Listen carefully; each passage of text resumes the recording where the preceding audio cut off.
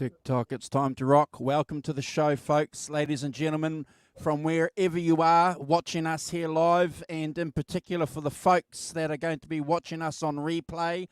Thank you for taking time out of your lives to spend a couple of hours hanging out with us, talking about this great subject, this great band, this great album. John, what do you think, bro? Can you talk in between mouthfuls, bro? Yeah, I can do my best. Good to see you. Good to see you, bro. And quesadillas, Greg. Do they have them like this in Tulsa? What is it? Some quesadillas. We got. They've made hold them up. Screenshot. They've made it here. Oh, they made it there. One of my coworkers is actually moving there, retiring. He's going to retire there. Apparently everybody's going to Oklahoma. It's going to be ruined soon, Greg. He said all his neighbors are from New York and New Jersey, where he's moving to. I think he's like an hour outside of Tulsa or something like that, but it's the place to go. Fantastic. Well, you report when you finish those and let us know. Give us a score out of 10, John. Right. Jimmy, good to see you, bro. We promised that we're not going to talk football. We managed not to talk football in the green room, so we won't be talking during the show, but it's an important part of the agenda for you guys this time of the year, isn't it? Yeah, man. Although, like, none of my teams or team is in it, but it's interesting to see what happens. So. Yeah. Just quickly, the 5 hosts that are on this show, do any of you guys have any teams in the playoffs? Anyone got any teams? No. Nah. No. Okay. Right. Move on to the subject. Change the subject, John. Good to see you, Greg. Thanks for coming on board for us for part 2. Chris, dear friend, thank you, brother. Thank you for jumping on, hanging out with us. You guys would have seen some of the comments that people made on the first show that we did. A lot of interest and a lot of thanks from people, especially from you two giving your insights and your experiences. Really nice to see that, isn't it, on social media, Chris? Yeah, no, it was cool, and I'm going to address some things. There was some criticism, and I think whatever, it's the internet. I'll leave it at that. Yeah. The less said, the better. Yeah. Well, let's just focus on the positives. And Greg, thanks too for your contributions. I received a couple of personal messages from some of my friends saying that they were just blown away by what you had to say and your insight, and they look forward to more books on Van Halen. If you guys have got some subjects, some topics cooking, they're desperate for it. People are desperate for it, Greg. I'm going to say this. Greg, we should write a book. There you go. We should hey guys, I'm having a real hard. You've heard it here first. Let's go. Let's do it. Hey, I'm going to leave and come back because I'm having a real bad time hearing me. Okay? I'm going to leave and come back. Okay. Cheers, bro. Thank you. Cool. Wow, did you hear that? Yeah, I think that's a great idea. Yeah, there you go. I think I like Greg's work ethic. Yeah, that guy's going places. So he's a good kid. It looks like he's been robbing banks lately, but you got to make a living, and this writing gig ain't the easiest thing to do. Yeah, selling books ain't great, right?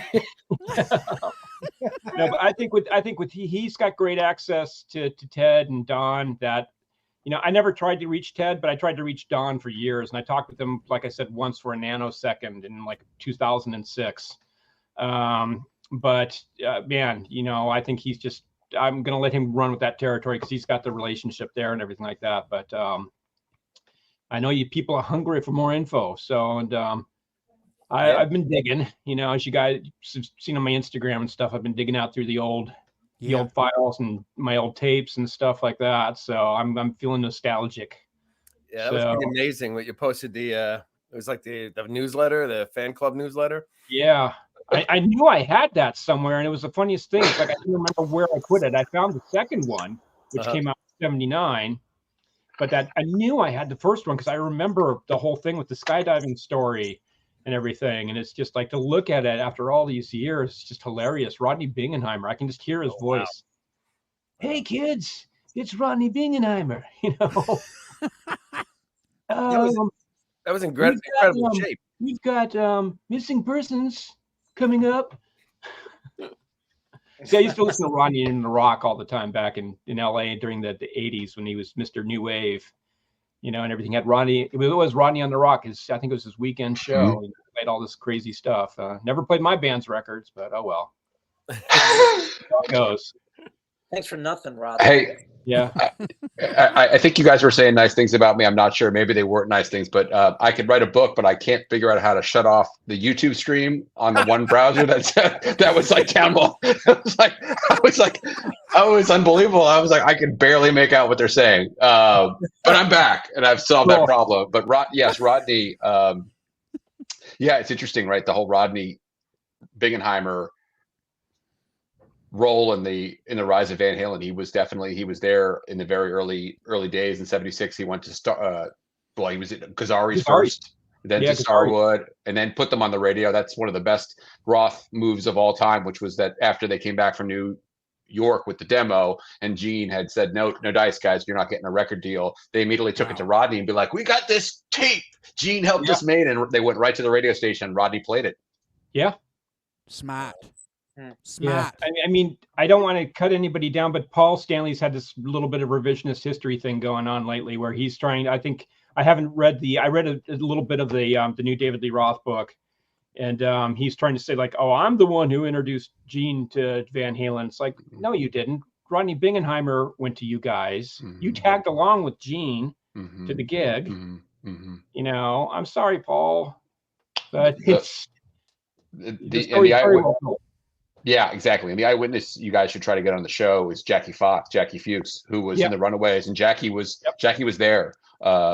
Jackie was around. Jackie was with them at the Starwood. Jackie used to go and hang out with Lita, with those guys and the kids. So she knows like the whole, you know, Jackie, when I talked to her, you know, it's like a decade ago, she's like, you know what? She's like, I never got famous, so no one really asked me my opinion about these things, but I was there and I saw it, you know, like I saw what was going on. But, you know, like other people want to write the story the way they want to write the story, meaning the larger profile individuals involved. We're in a band with 4 letters that starts with K and ends with S. So,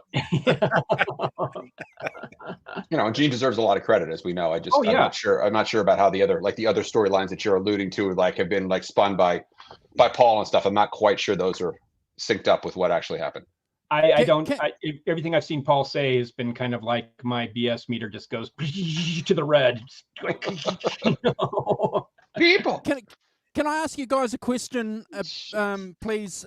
You know, this revisionism that happens in rock and roll history, why do guys do it when you consider that most fans or most people know the truth anyway, but there seems to be a consistent revisionism? And I just want to alert you guys to just something I saw recently. I love Keith Richards. I'm a Stones nut. I love the Rolling Stones.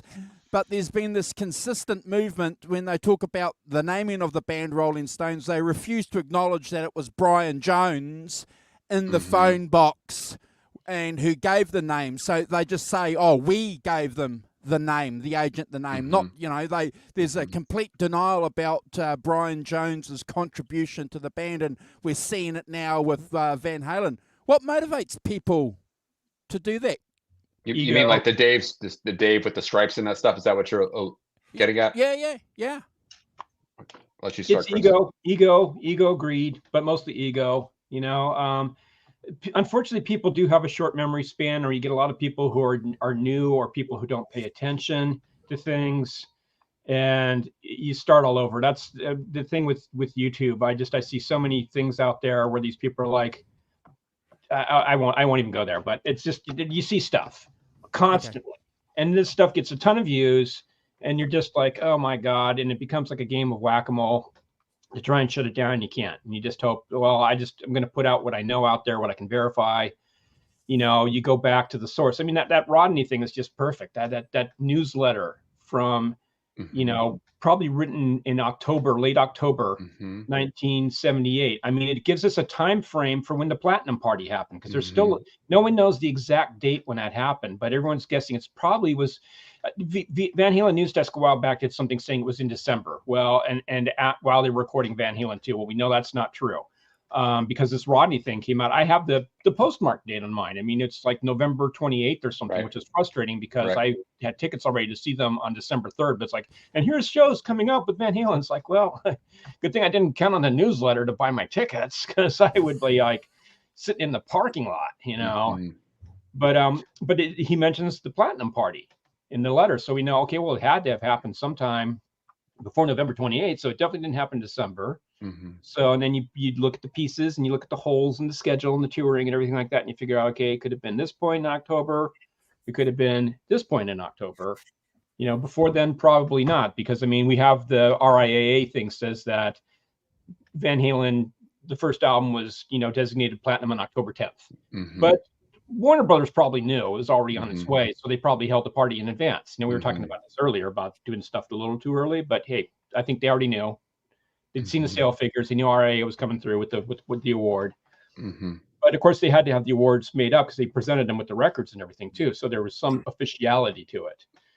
But anyways, but that's the type of stuff. These puzzle pieces, they're out there. You know, you find these old articles. You had mentioned, Greg, you did such great work with Ted when the date that he saw Van Halen at the Starwood for the very first time, because we've heard all these stories. The rainy night. The rainy night. And when I was starting work on the book, I was pulling my hair out, looking at the weather records to figure out what was this rainy night. Been there. His name I always forget, and probably because I just want to erase him out of my memory. But the guy who did the Sunset Sound things, the Van Morrison guy. Doug Messenger, who said, like, it was a rainy night in May. And it's like, well, we know that's BS because we know that they recorded the demos before that, but you had the actual date. Right. So I went through, when I was working on the research for the book, I went through the LA Free Press. Yeah. Was a weekly, and I drove to, speaking, I know you guys talking about Oklahoma. I drove to Oklahoma City. I drove to Universal Central Oklahoma, and I sat down. They had it on microfilm, and I would just I went through every single issue. So when I had a lot more free time, and the February, I don't remember I can share the skit. I can share it. Yeah, there was a news blurb that said Van Halen has signed with Warner Brothers, and I put my arms up in the library. I was like, that's it. That explains it. And when you went back and looked to the ad, you could see there was an ad for Van Halen. And of course, like we've talked about, none of the dates made sense when people would say May or whatever. And there was just a lot of stuff that was out there that was not really sourced. And so, yes, that was one of the things that I really wanted to figure out, which also explains what we talked about last time, which people should be interested in as we talk about 1977, was that Ted had a lot of time, right? As we talked about in the book, is that Ted had a lot of time when they signed them. Ted didn't go into the studio next week. They did the demo around April. I think we know the date of the April, like April 23rd or something like that. They did the then they had all summer long, and that's where Ted told me he used to go drive home. He lived in Pasadena at the time. He used to drive back from Sunset Sound or drive back from Amigo, and he'd stop at Dave's house at 11 o'clock at night or 9 o'clock at night or whatever, and they'd be rehearsing, and he'd sit with them and listen to the songs, and they would talk about things. And he said, he's like, I watched them in the basement, like, we jigger the songs, we talked about the songs. And so that was all the pre-production, which they probably didn't call pre-production, but that was like just hanging out. But that's what Ted was doing. So when they went in October, September, there had been months and months. And if Ted had just rushed them into the studio, we probably would have gotten something that, wouldn't have been as good. The songs wouldn't have been as good. Surely like Atomic Punk and some of these other songs got written that summer. Yeah. Completely. And that's the thing. Dave, he woodshedded. He worked on his vocals. He got some vocal coaching, and it shows. I mean, you can tell from the club tapes to what he put on the record. He got some bravado. He got, a little bit more depth out of his singing, and everything. And it, even if he only took a few things, he took them to heart and he worked on it. And it's funny because, I mean, I know we should be talking about 1984. We're talking about the early days, but we're segueing. I keep on coming across it's a 45-minute segue. It's an intro. Coming across these bizarre matchings. I mean, it's not so bizarre when you consider the rock, the world that they were living in at the time. But all these things of like, here's a picture of Van Halen and here's a picture of Sammy Hagar on the same page or the page next over.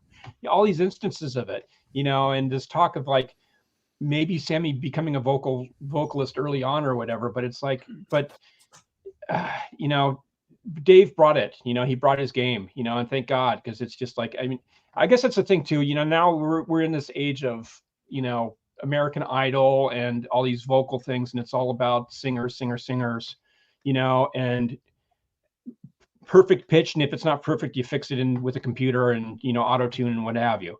But personality, man, Dave just oozes personality. And some of the greatest rock singers, they're all about personality. They're not about singing perfectly in pitch. Sure. You know, Mick Jagger, Bon Scott, you know, Iggy Pop, you know, these guys are big personalities and they're not perfect singers.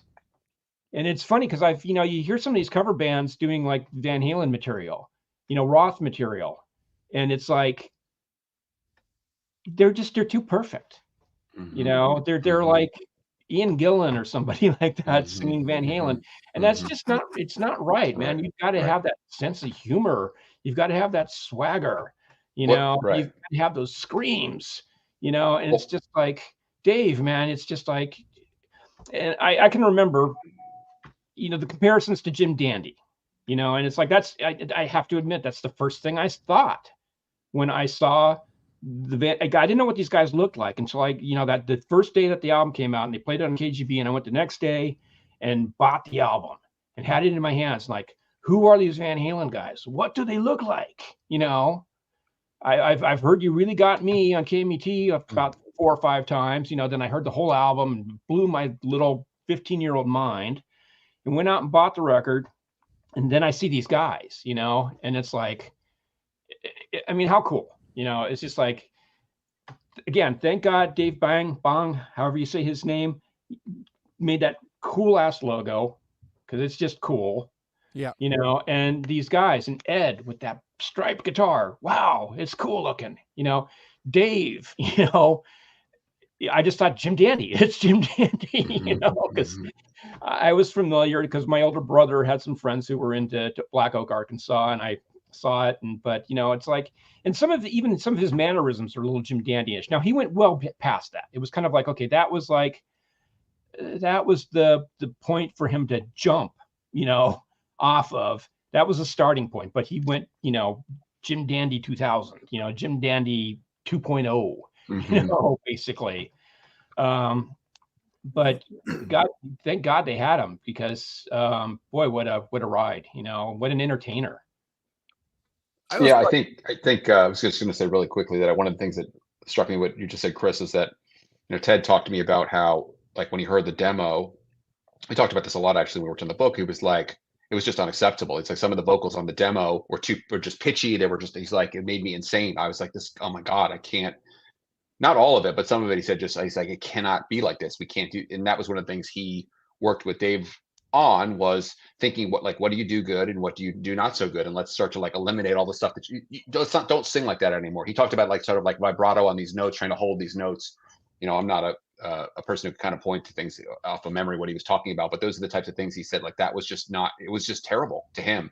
And so but he also said that he said once he accepted that Van Halen was not, I don't want to say like the Doobie Brothers, but like some of the other groups, he said, like, you know, you listen to a Linda Ronstadt record, everyone's singing perfectly, every note is perfect. He's like, you want it to be, that was sort of like, so he would hear stuff and he'd hear even mistakes. He's like, Alex would drop a fill, or there'd be like a clunk or something on the bass or whatever. I mean, just in general, like he just said there were things like David hit a wrong note. And he just said, after a while, he's like, that was what made Van Halen great. He's like, those little imperfections, like there were those little chinks in the armor, so to speak, that people say, oh, you know, to someone else, it would be like that. You got to fix that. He's like, that's what we wanted to leave on the record. And they didn't leave a lot of them, but obviously he said that's what, when he started to accept Van Halen was much more of an imperfect perfect, that he said that's where he sort of changed his vision on what he wanted Van Halen to be. And he was like, okay, we can do this. Not just with Roth, just the whole, like, again, we're not going to do 25 takes of things. It's going to be 3, 4 takes, whatever, 2 takes, 1 take. That's it. It's done. It's good. It's great. And he was right. I mean, yeah. Now let's fast forward to 1984. I mean, I don't want. We can go on about this. We can go on all night. We can go on for 6 hours. We can go on for 24 hours. We can do the Jerry Lewis telethon here, But let's cut to the chase. I just want to add one thing before we go there. Just one thing. One real quick thing. I think Dave's best vocal performance was Van Halen 2. I don't know. You guys maybe it's pretty great. Yeah, consensus. But I think the way that Diver Down is slagged as this horrible album because Eddie trashed it, and so now everybody says Diver Down is garbage, which is a bunch of BS. It's great. It's a great album. We always defend it. I feel like that's one of their. It shows their personality maybe more than any other. Each individual personality on that album. So, but I think Dave got a bad rap for his vocals too, because Dave.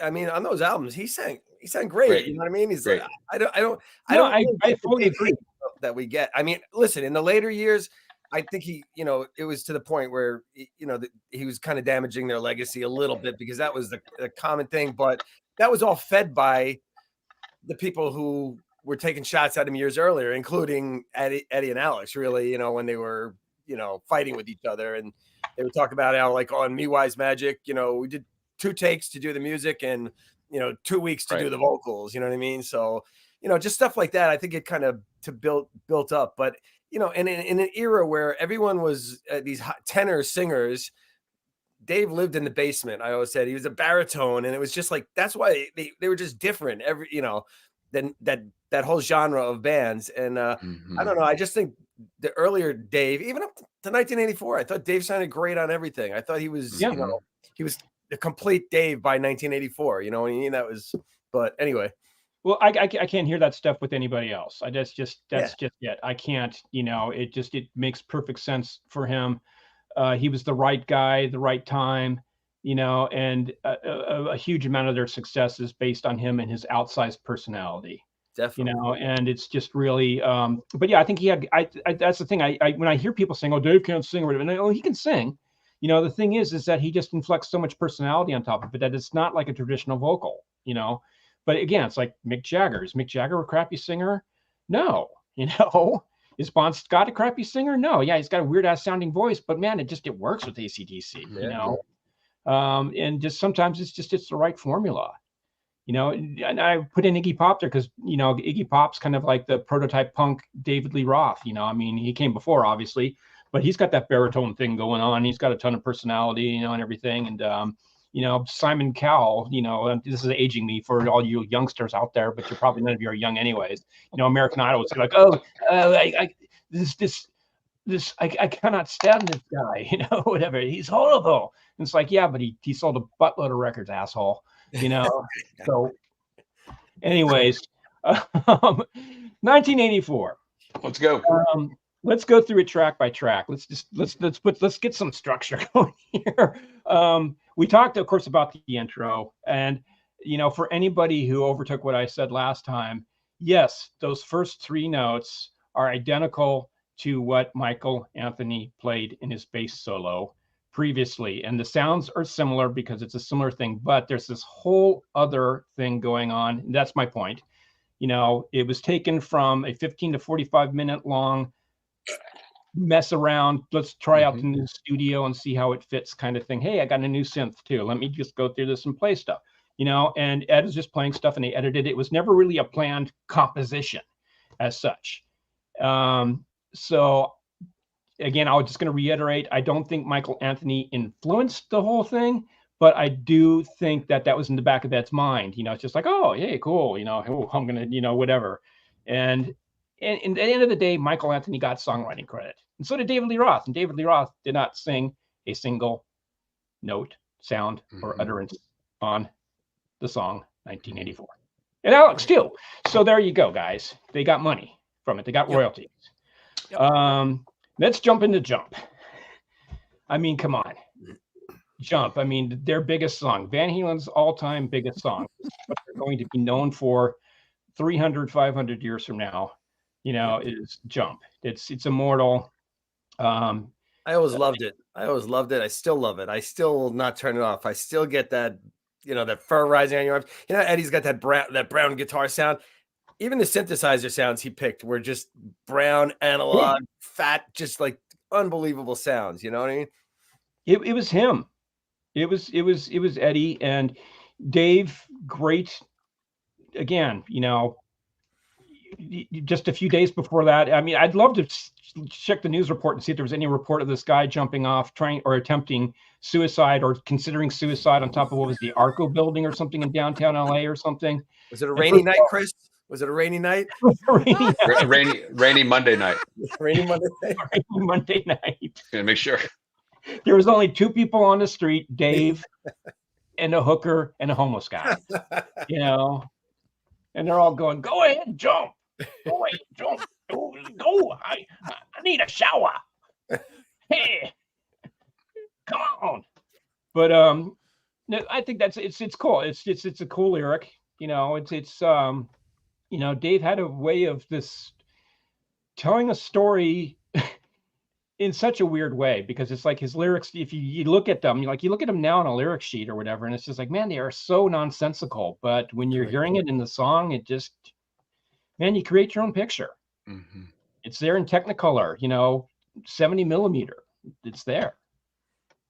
Yeah. Tip my hat, to the guy for that. That's supposed to be the first take they went to, right? They said Alex said they did like 20 takes of it and then wound up using the first take. And if you listen to the isolated track, it's great. And I love it because there's Eddie hitting wrong keys on the key. You can hear, and I love that. I just think it's great because nowadays we're force fed this. Everything is quantized. Everything is corrected. And it's got no soul or no humanity to it. And I love listening to that isolated track of Jump. It's on YouTube. Everybody can listen to it. And it's great because you hear him hitting bad notes because they were playing it live, and it's and obviously Alex said they went back to that first take, and that was the one where I guess when Don mixed it, he had to be careful because they were at the end of the tape, the 2-inch, and it was basically coming off the reel right as the fade out was over, so he had to kind of fade it pretty quickly there at the end, which is kind of amazing too. The whole story about that, and I mean, it's just and that was the OBXA, and that was the only song that, and I guess the 1984 he used that probably. I think that was the OBXA also, and then it was having problems with it keeping them in tune. So then they dropped off the new OB8, which he used on I'll Wait, which we'll get to in a little while. But go ahead, carry on.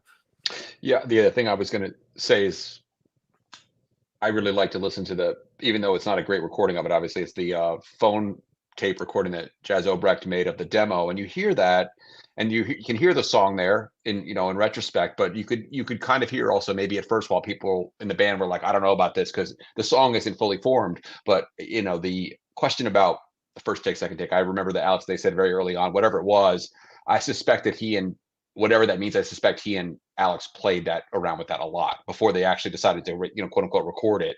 But it's one of these things too that there's genius, and then the genius takes work. I mean, that Ed didn't just he didn't just sit down at the piano and just sort of come up with the entire song, all the pieces were there, and there were other pieces that got added. But it's very illustrative to me of what kind of work that he and his brother did to put that song together before they kind of showed everyone else in the band and got it to be where it was basically finished when they recorded it, in theory, like basically done.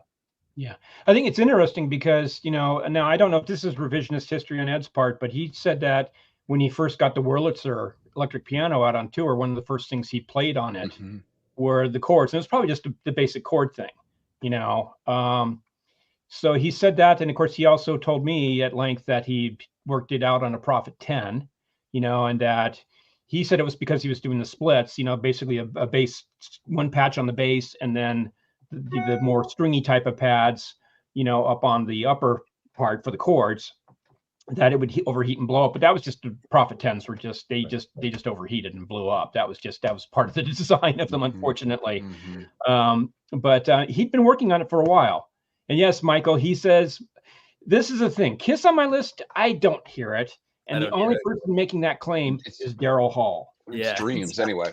It's Dreams. And I could see Ed like, Daryl, man, hey, dude, I love you, man. Give me a kiss, man. Hey, that Kiss on My List song, man. That influenced Jump. Who knows? Maybe that happened. I don't know. Did it really happen? I don't think so. I mean, it's kind of weird because it's this bouncy little synth thing. And whereas, Jump is more syncopated. It's not this dun dun dun dun dun dun dun dun, which is was a very Hall & Oates type of signature thing. I don't hear that much resemblance in the chords. Maybe it did. I don't know. Sure. Okay, Daryl. Maybe. Yeah. I don't know. I just, having known both Daryl and John, I'm Team John. So I'll leave it at that. You know what the other thing about Jump is? So, it's a pop song. I have always said that writing a song in a major key is a very difficult thing to do, because a minor key is so, there's so much emotion in minor chords and things like that. I just think it's easier to write a song in a minor key. And Eddie, he must have been deep down a happy guy, because a lot of Van Halen, that's what I think attracted me to Van Halen, because a lot of it was upbeat and a lot of major keys and the stuff that he wrote. And I just remember seeing Andy Summers with Beato recently, and he talked about how writing a song in a major key is not easy. It's difficult. Yeah. It can sound very cheesy. There's there's a line, speaking of Hall & Oates, you know what I mean? It's like some of it can like go over the edge of cheesiness. And Eddie never really got into that, I don't think, into that territory where anything really sounded like cheesy on that, because of that. And the other thing is, when it hits, it's a pop song, but when it hits that solo section, it goes into like B flat minor, which is coming from C. It's like a weird modulation into like an totally unrelated key. You know what I mean? Which is part of the brilliance of the song. If you listen to it, and I know that Don edited that solo. I think you could see where it was punched in, or where it's cut and spliced at a couple of spots. I don't even know how many. I don't know if it's 4 or 6 spots. I don't know if anybody's ever sat and really listened to it that way, but it wasn't like one time through. Obviously, Don, that was part of his genius, cutting that 1984 instrumental from 45 minutes or whatever you said, Chris, down into 1 minute and 8 seconds or whatever. That was all him. The outro on Drop Dead Legs, splicing that on there. That wasn't, they didn't do that live when they all in one shot. Right. And Jump is another one. The solo there, it's a brilliant guitar solo. I think it's one of Eddie's top 10 like guitar solo moments for me anyway. I still to this day think it's a brilliant solo, but the fact that that he jumps into that and then resolves back into for the keyboard solo part back into to C, it's just I think it's just really, it just goes to show that Eddie was an incredible writer too. And Greg, in your book, Ted said that, I guess what he identified very early, that Ed had a pop sensibility about him, like he could write a hook, you know what I mean? And that's one of the things I think that's one of the reasons that he'll live on forever. Yngwie may be like this great guitar player, but 50 years from now, what Yngwie songs do people really know? Eddie Van Halen, I mean, he's got that greatest hits album, just like every song on there, you people know. I mean, they have more hits on FM radio on that than most bands have, would ever have, you know what I mean? Yeah. It's incredible what they had there. I mean, you only need one hit. You don't sell 2 diamond certified records for hot guitar licks. You just don't. Yeah. Most guitar players are broke, so we can't afford that stuff. We steal it, so they don't show up on the charts. So, but yeah, what I was gonna sorry. Go ahead. Real quick. I was just gonna say 2 things. I was gonna say the thing that always struck me was that with the cover band era with Van Halen, was not everyone had the ability to absorb it. I always think that must have been the best school for Ed. You go from sort of being into Cream, you're into Mountain, you're into Black Sabbath, and then you have to play all these pop songs. And whether you like it or not, you're sort of hearing how pop songs are constructed. You're playing them, you're taking them apart, you're hearing the parts. And so I always thought that might have been, very influential on Ed's ability to later on to craft a pop song. And the other thing I was going to say real quickly about Jump, and I know we're going to move along to the next song, is that with Dave, the identifiability is just so there. That was the thing we were getting up about his vocals aren't perfect. I mean, it's Dylan, it's Jagger, it's all these different people. Cyndi Lauper. I mean, go through all these people that we grew up on, and we sort of go, oh yeah, I know immediately who that is. It doesn't matter if you're like, oh, Cyndi Lauper, she's got a kind of an abrasive voice, but you know who she is, and that's what Dave brought to the table for all those songs and all those records, and Jump too. I mean, it was just I Get Up from right from the beginning. You can hear it's Van Halen as much as you knew by the guitar solo, but if you didn't know from the keyboards, when you heard Dave's voice, I think that was really important. Sort of like people going, "Oh, this is a Van Halen song," when the first time you heard it. And that's the thing. I get up. I mean, it's like, play that on a flute. Come on, play that. How do you play? Get up. On a flute. You can't. Can't be done. But David Lee Roth can do it. And it just fits. It's like it's musical in a way that's beyond, 12 notes on a scale. On the Western scale here. It's just like Dave. It's personality. Personality counts for a lot in rock and roll. Yeah. And them young ones today could learn something from that. But I just also want to mention the video, how smart that was. They embraced the MTV thing, and again, Dave's big contribution. I know we go on about Ed, and then we got taken out by somebody who said that we call Dave Roth too much or something, but whatever. But the video stuff, that Dave brought with oh my gosh, why can't I remember his name now? Pete Angelus. Pete Angelus, Los Angeles. But anyways, that was brilliant too. They brought a lot to it, and of course, the jump video was a pretty straight ahead performance type of thing.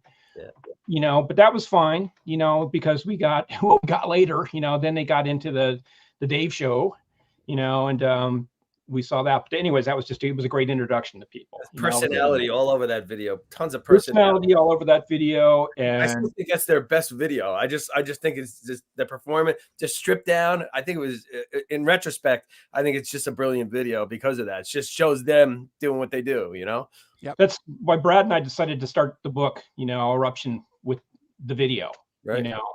Because we're trying to think of things in cinematic terms, and like if we were making a movie, what would we start with? Probably the jump video, because it's like, this is what people know, and you're introduced to the personalities of the band, and everything. It's kind of like, there's a story, a family named Van Halen, and they came from Pasadena and they're stoned or whatever. But, that's 1984. We're going to have to turn that into a short. So at the 37-minute mark, I'm going to have to edit that. Right. Oh dear. Oh boy, what have I done?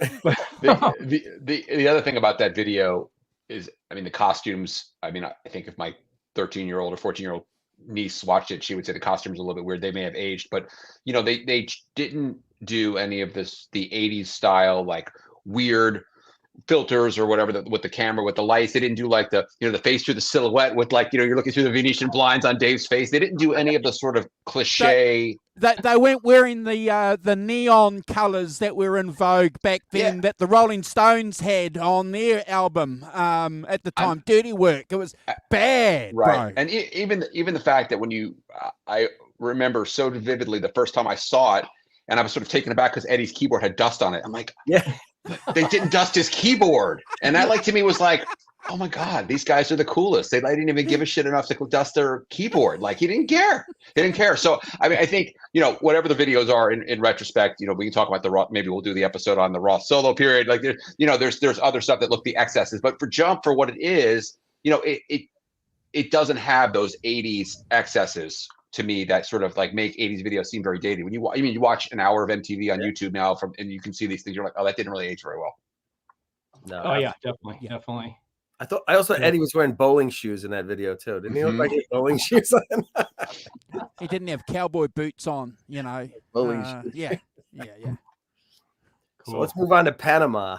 The first of 2 AC/DC inspired songs on the record. All right. Here's a question for you guys here. Eddie said they were playing a festival with AC/DC and he was in the trailer and he could hear them, I guess, that 4 on the floor beat or whatever. I wonder what AC/DC song it was and what tour it would have been. Any ideas? Day in the Green, I think, wasn't it?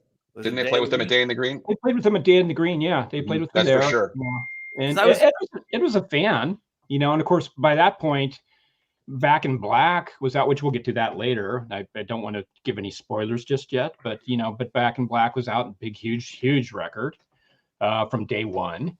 Correct. But yeah, Ed was a fan. We have theories about this.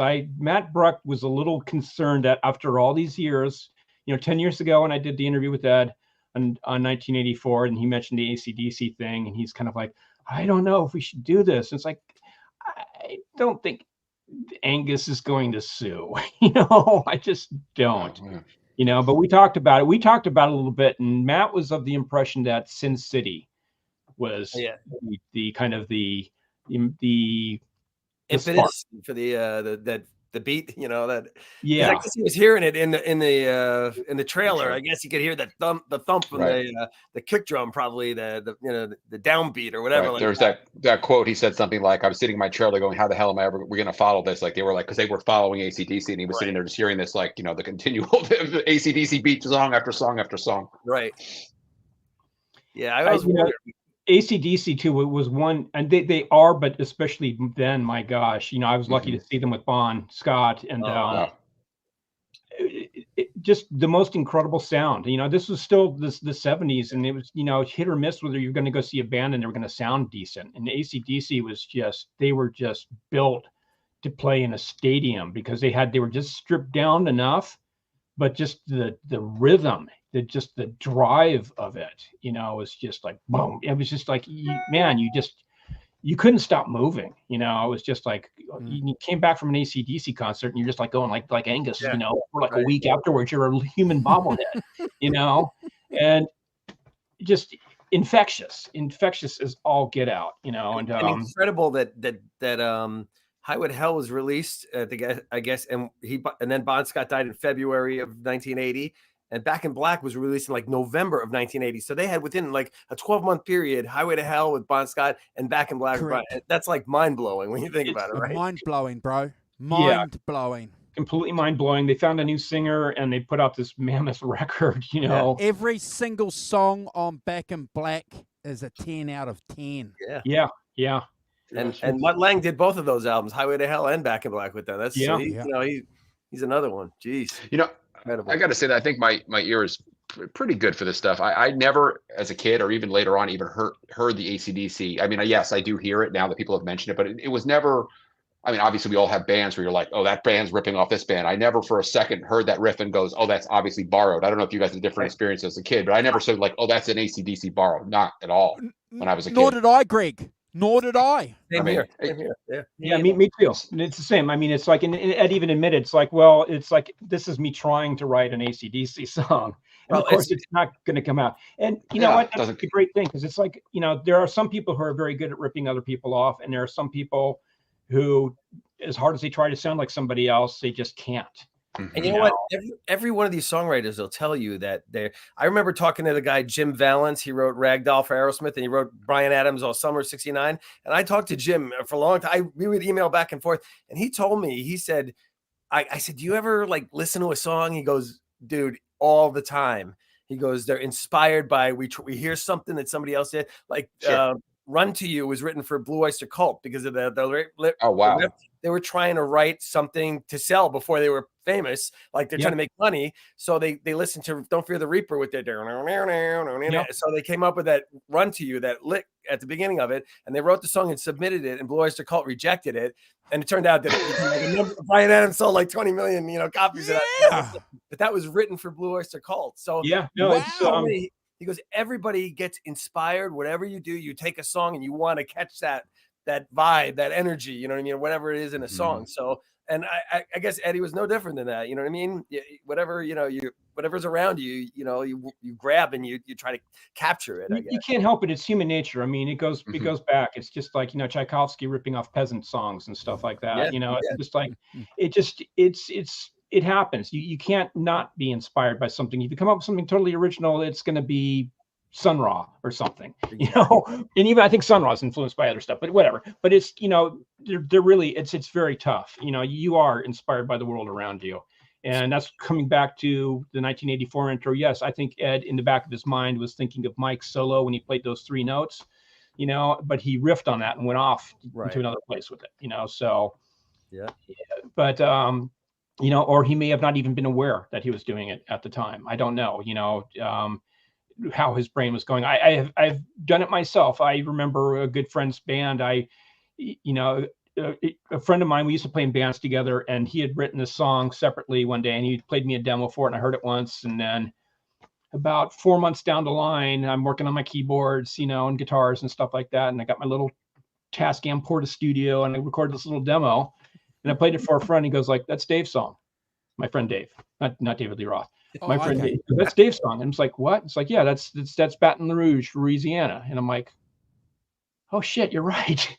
It had stuck in my brain after hearing it once, and I basically just replicated the damn thing. Yeah. And I wasn't even aware of it. But Dave had done the same thing. He went to go see Hall & Oates, and a couple months down the line, he got a song and it's completely Hall & Oates. Went to go see Cheap Trick. Right. And this is around, was it Next Position Please or something like that? There was a song, I can't take it no more, and it's like he had Page and Plant. Page and Plant, Greg, doing the same thing, and Chris, listening to a blues album, and then they'd go and write a songwriting session, and they were doing exactly what you're describing. Yeah, there's no such thing as 100% original. So, but it's totally true. Rolling back to Panama. Let's one last thing on that. It was mentioned in the chat a few minutes ago. Eddie Van Trollen there in the chat. Drop Dead Legs is the other one that it's so funny. We're gonna get to that. Right. We'll get to that. Back in Black, but we'll get to that one. All right. Yep. We'll get to that. We can't. Again, spoiler alert. I don't want to say that, but yes, that's part 2 of Eddie's of AC/DC little journey there. Exactly. So Panama. So. I remember hearing, remember on PM Magazine in 1982, and Eddie and Valerie at home, and Eddie's playing on his Fender Twin or whatever he had in the background there, and you hear him do that C sharp minor, like that in there. So I guess he had it was brewing back then in '82, but they were. That stuff was always, there was all kinds of stuff rolling around, that eventually made light, to somewhere, right. That he had ideas constantly, and and he'd go to his memory bank and pull stuff up, and boom, there you go. Right.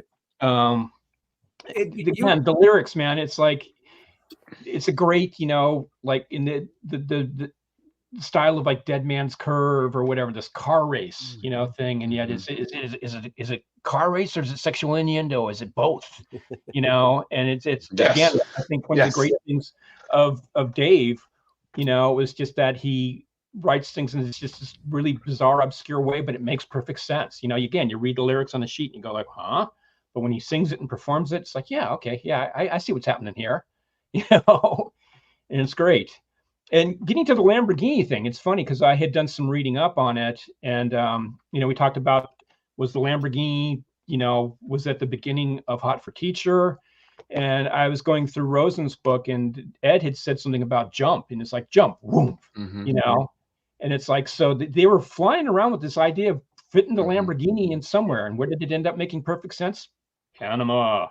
I remember, I think it was Guitar for the Practicing Musician or something. They had an interview with Eddie before the album came out when they were recording it. And I remember saying he did a live solo during this song, Panama, that we're working on. But I'm pretty sure he mentioned the Lamborghini and jump in that article too. That was like, in 1983, like some point it came out, and it wasn't like the album wasn't quite done yet, and I guess they finally decided, let's put the Lamborghini on on the Panama, and it makes perfect sense. It just works. It's like for that little, where it kind of breaks down, ease the seat back, cool.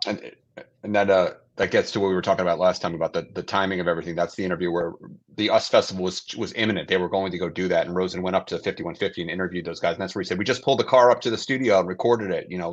Might as well jump." Whoosh. Yeah. So that's the timing. So that was before US Festival. They were already working on Jump. But Ted said that was a song they worked really, really hard on. Ted was up there a lot at that point. He was up there less probably as things got down to the wire, as we know. But there were a lot of mixing, a lot of rethinking. Ted said he would mix it. Don would mix it. They were up there, just playing with it, sort of as they were trying to finish it, or basically to put the parts together the way they wanted them. But yeah, with Jump in the car, and then just getting back to Panama. The other thing I was going to say too, we circle back to Panama again, is just how brilliant it was. Don and Ted produced that with Eddie's. Just the tone is so thick and warm, so these has it muted, and it's just so upfront with the guitar, and then the way Dave is like real tight on the microphone, the way they produced his vocal, he's like almost like whispering into your ear. That was just such a brilliant interlude there, the way they did that, and then take it back into the close of the song. But it's, every time that comes on, we're running a little bit hot tonight, you're just kind of transported kind of out of the main part of the song to this whole different vibe, whole different feel. Yeah, that's the Dave, late night FM radio thing, Definitely. which is cool. It's and again, another great video. It was the third in the video, queue, but again, it was just cool. I mean, that's what can you say about it? I mean, Hot for Teachers, obviously their godfather or whatever you want to call it, but but still, it's just, it's still a great, cool, fun video, again, lots of personality, and I just kept that momentum going for the band. It kept them happening, it kept them in the public eye, and just people like, man, I love these guys. It's just, how could you not? How could you not? After Jump also, because everybody's like, a lot of the hardcore Fair Warning guys were like, oh man, what is this Jump stuff? And then when you heard Panama right after it, even when you first got the record, you're like, all right, now we're okay, this is Van Halen. And I would always say to people, if you name two songs, if you said somebody Van Halen summed up in a song, what song would you choose? And Panama might be the one that I would tell people. I go, listen to Panama. That's Van Halen. That's a good one. I think a good representation of them, Yeah, it is a good representation. I want to rewind a little bit back to the beginning. How crazy it was for 1984. The Van Halen album. How long does it take? I calculated like how many minutes and seconds it takes before the first note of guitar is heard on the 1984 album. It's quite a while. It's like 2.5 minutes or something like that. It's pretty insane and a pretty ballsy move for a band with a guitar hero like Eddie Van Halen to, not have a single note of guitar for a couple minutes. Now, of course, they serve up Panama and it's like, dinner is served, Sure. Here's my steak, ooh, medium rare, just how I like it. Actually, a little on the rare side. Yeah, a little bloody. But all right. But the other thing with the Panama video is that guys are always debating like where that live footage was shot. People say Philadelphia, other people say Chicago, other people say Detroit or whatever. You know what I mean? So it's interesting. I wonder where that stuff was shot.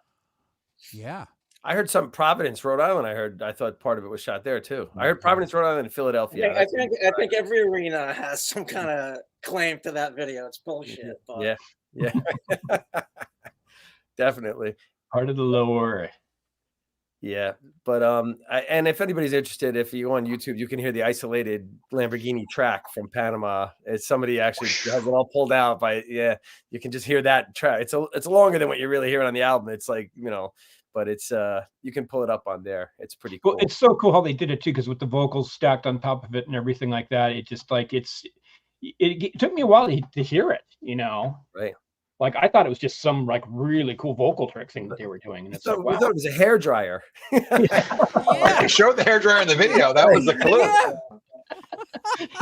So as a sidebar to that, that there's a place called Curated in Miami. They buy Italian sports cars and they sell them, they deal them and stuff. And Eddie sold the Miura to them. This guy John Tamarian, and I guess Tamarian didn't realize, He all he cares about the provenance of the car. It was originally green, and they were going to send it back to Lamborghini in Italy and have it restored all back to the original green, blah, blah, blah, blah. But apparently some guy bought the car, this Indian billionaire or whatever, and I guess he put the stop on it. And they said Lamborghini recommended the people at Polo Storico, it's their like custom shop where they do all that, to keep it the way it was because of the fact that it was in Panama and because it was Eddie Van Halen's car for 40 years, the car he's driving every day for 40 years. Wow. So they actually restored it in a 3-year period. And I don't know if you guys saw it. There's a video of it out where they unveiled it in Italy in, I think it was in May, towards the end of May. And they kept Eddie's rims, which originally the guy said they weren't even the original rims that he had on there. And apparently it's a factory wide body. It has like air intakes behind the doors, which is like, I've never seen another one of these Miuras with that. Wow. Those air intakes. They thought it was done aftermarket, but apparently it was done at the factory, which makes the car even more rare and more valuable. Wow. And but they restored it to the exact color that Eddie had it, repainted it, and they had a big unveiling of it, and it's there's a video online about that too. So if you Google it, you'll find it. But I'm just glad that they kept it. That the guy who owns it now realizes, that hey, this car has got more importance than just being, a rare Lamborghini. Smart guy. Yeah, Smart guy, John. Good on him. And do you know what? He must have it'd be been like a buying bit of Jimi a Hendrix fan. Woodstock Strat or something and painting it. Painting it green. Yeah, right. Exactly. Yeah, like, oh, it's not the original color. It was like, Jimmy did this stuff. He scratched it up, and like, we better restore it. I mean, you'd be insane, right? And I think Panama didn't it go to like number 13 on the top 40 pop charts too. I think it was I think it was hit number 13. It was pretty well up there at 19. I think it was 19, but I may be wrong. Yeah. So it was a top 20 obviously pop song too. So yeah, exactly. Top 10 in New Zealand. Yeah. And before we move on, we have to address like the flying Eddie that's above my head. How cool is that thing with like Dave? I mean, Dave's flying, then Eddie's flying. Alex is drinking the beer like that. I mean, come on, as like a 16-year-old kid, you see that stuff. It's like, let's talk for a second about Ripoff, okay? Okay. Bon Jovi. Yes. Yeah. Okay. Yeah. Bon Jovi, okay? That little thing there, that Flying Eddie, that inspired, what was that? You Give Love a Bad Name video? You Give Love a Bad Name. I mean, come on. Bon Jovi basically was the singer equivalent of Eddie Van Halen. He adopted his haircut, he adopted his smile, the whole personality thing, and then the flying, but Bon Jovi on strings thing. That's Panama. Spins around. Yeah, without a doubt. So there. And one last thing. Let us not forget that was the first time we ever laid eyes on the 5150 Kramer guitar too, which I don't care what anybody says. Alan Garber, I believe that's the guitar he played on the song in the studio. I believe it. He had to. It has to be on that record. I always say, you got a new guitar, you want to play that new guitar. He just got that guitar, so it's got to be on that record. It fits with the plot, as we talked about last time, and I always talk about anytime I talk about Ed. He gets a new toy, he puts it to use right away. That's just his personality type. That's just what he did. And I could see it being on that recording of that song, and so I'm going with that.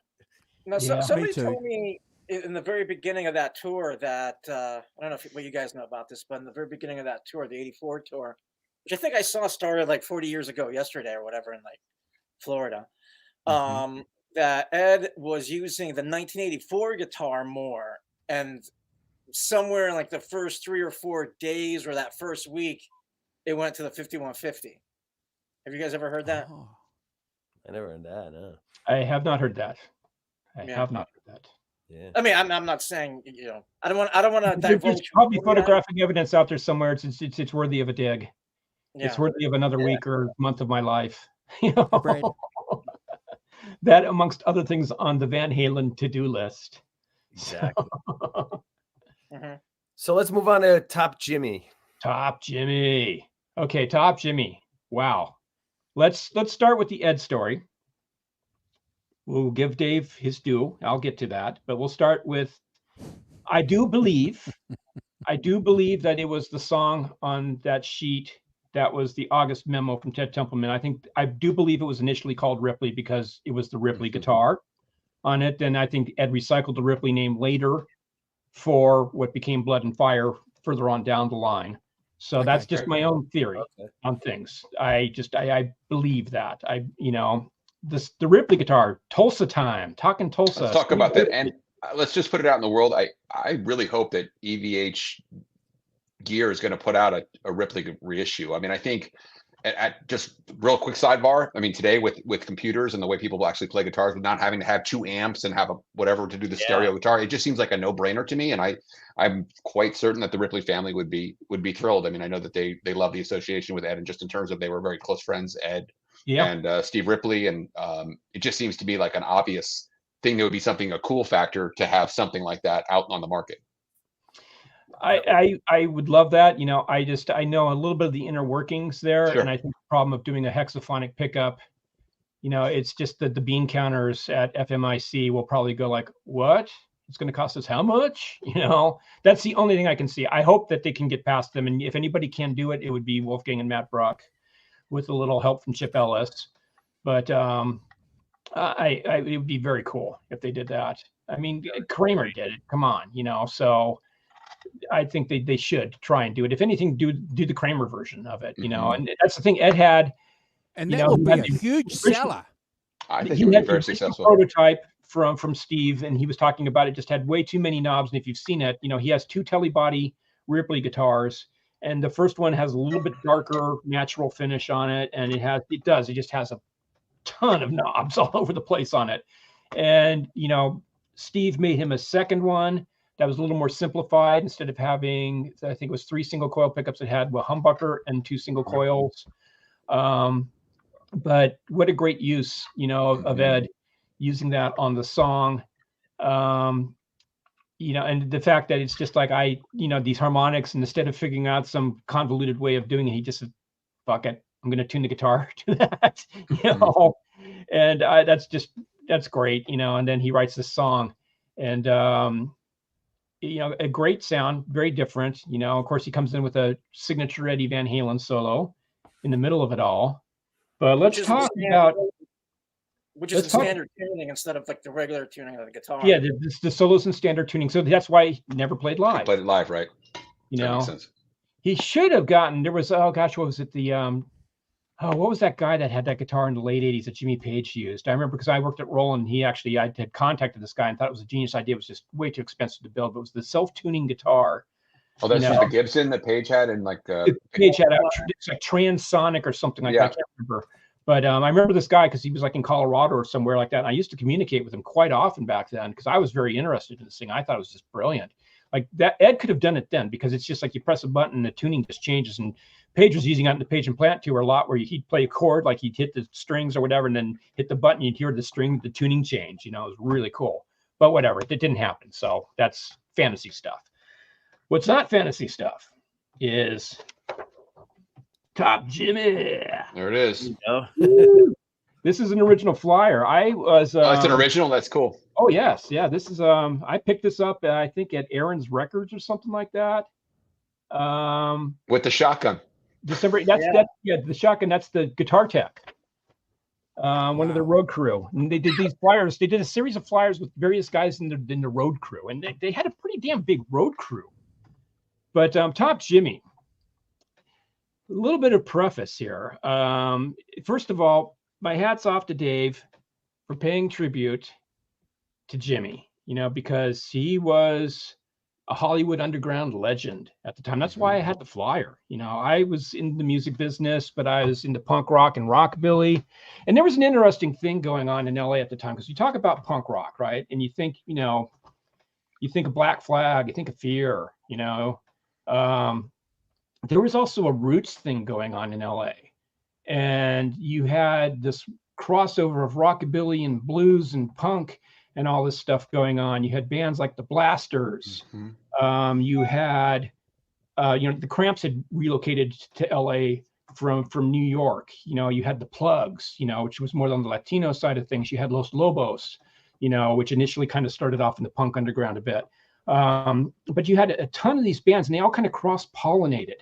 And I can remember going to shows, like going to see the Cramps out in the Valley, and you'd see the guys from the Blasters there. You'd see the guys from Fear there. You'd see, all these guys from like the underground scene, all kind of hanging out and commingling. There was not just like, well, we're hardcore punk and we're not going to hang out with the rockabilly or the blues guys, So Top Jimmy, though, he was the party king.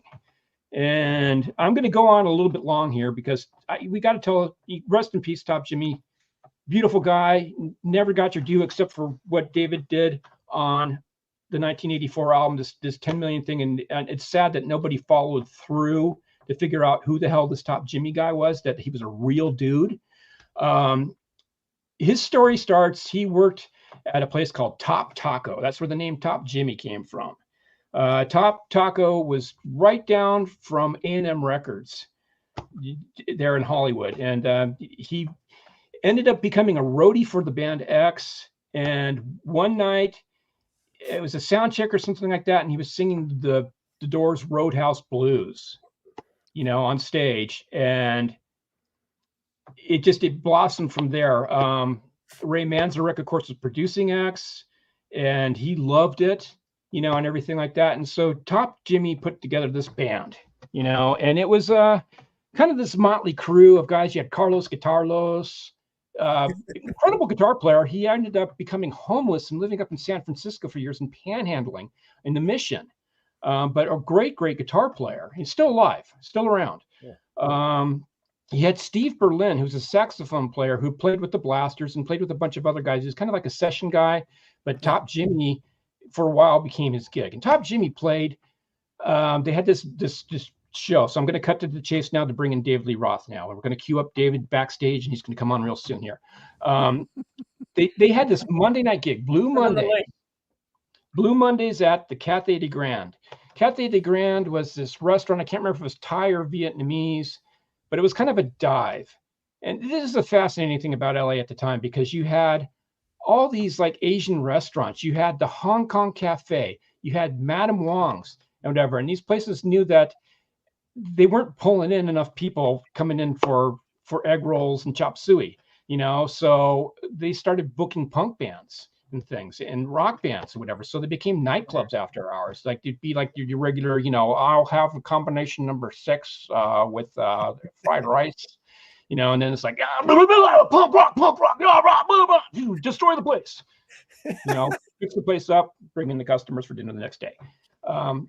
Cathay de Grande was one of these places. It was a dive, and they had a basement, and that's where they had shows. And every Monday, when they weren't in rehab, Top Jimmy and the Rhythm Pigs, not and his Rhythm Pigs, and the Rhythm Pigs played and held court at the Cathay de Grande. And they brought in a number of people. Tom Waits showed up one night to sit in with the band. Stevie Ray Vaughan showed up and sat in with the band. David Lee Roth showed up and sat in with the band.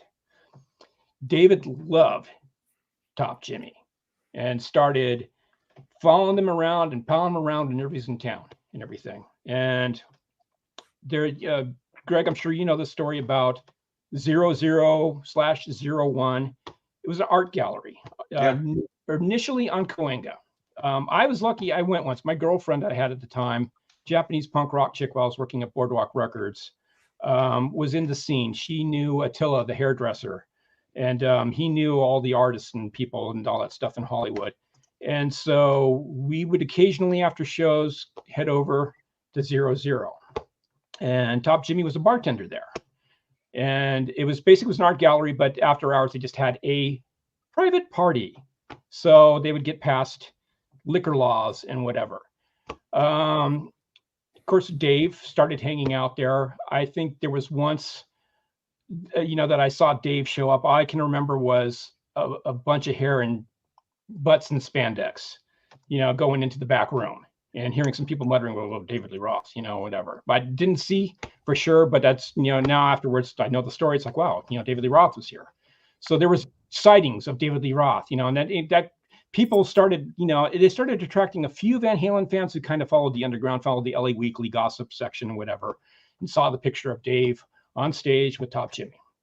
So anyways, cut to the chase, we get to the 1984 album, and Dave comes up with this great lyric, this kind of fantasy lyric about Top Jimmy becoming this big success and everything. Never happened for him. They tried to do an album. It didn't work. They got up to 1987 and they just said, fuck it. And the band broke up. Yeah. So, but I don't know. They're just one of those bands that seemed untamable. They were just someone you had to see live because they were just greasy and sweaty. Mm-hmm. And, you look at the gigs, the places that they were playing. These are all mostly legendary. There's they called it Cathay de Grunge on here, but it's Cathay de Grande. Al's Bar. Al's Bar was this really dive in the tenderloin of downtown LA. It was like a nickel beer bar. I mean, it wasn't a nickel, but it was still like you had, homeless people coming in to use the bathroom and drink if they had managed to panhandle money. They played Al's Bar, Club 88. That was over on the over by Santa Monica, the west side. That was kind of like the punk rock outpost, in the Pinche West Side, as they used to say. Godzilla's. I don't even remember Godzilla's. It's like I would have loved to have gone to a club called Godzilla's. Damn it, I should have just gone when I got this fire and saw it. It's like Godzilla, man. You know, I love flipping Godzilla. Always have. But anyways, I mean, they just, you know, they were the toast of the punk rock elite. You know, if you want to call it that. I don't even know if you can call the punk rockers elite. It was like the group, the clique. You know, they were the band. And they were pretty much, you know, a straight ahead rhythm and bluesy band, you know, and you had other bands that were really good at the blues, like James Harmon, who was around at the time, but it wasn't the same thing, you know.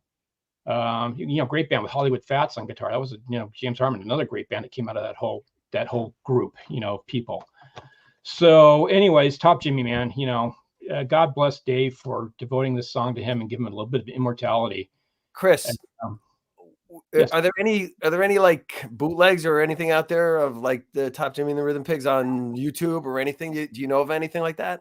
You know, it wasn't one of those things where people brought cameras, because it was like you were either going to get fucked or get in a fight, basically. You know, it was just like you went to a Top Jimmy gig to do nasty, illegal things.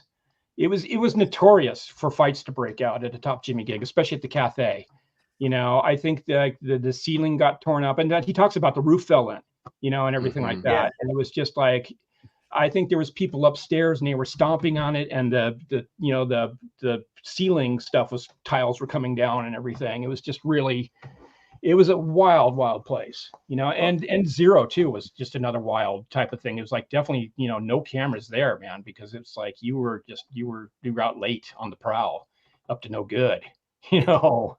So it must have bubbled through the surface, and people in LA knew of Top Jimmy and the Rhythm Pigs. I'm going to show you something here right now that I remember seeing back in the 80s, and just pay attention to this for 1 second.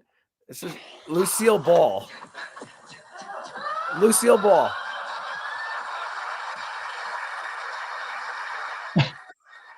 Watch this.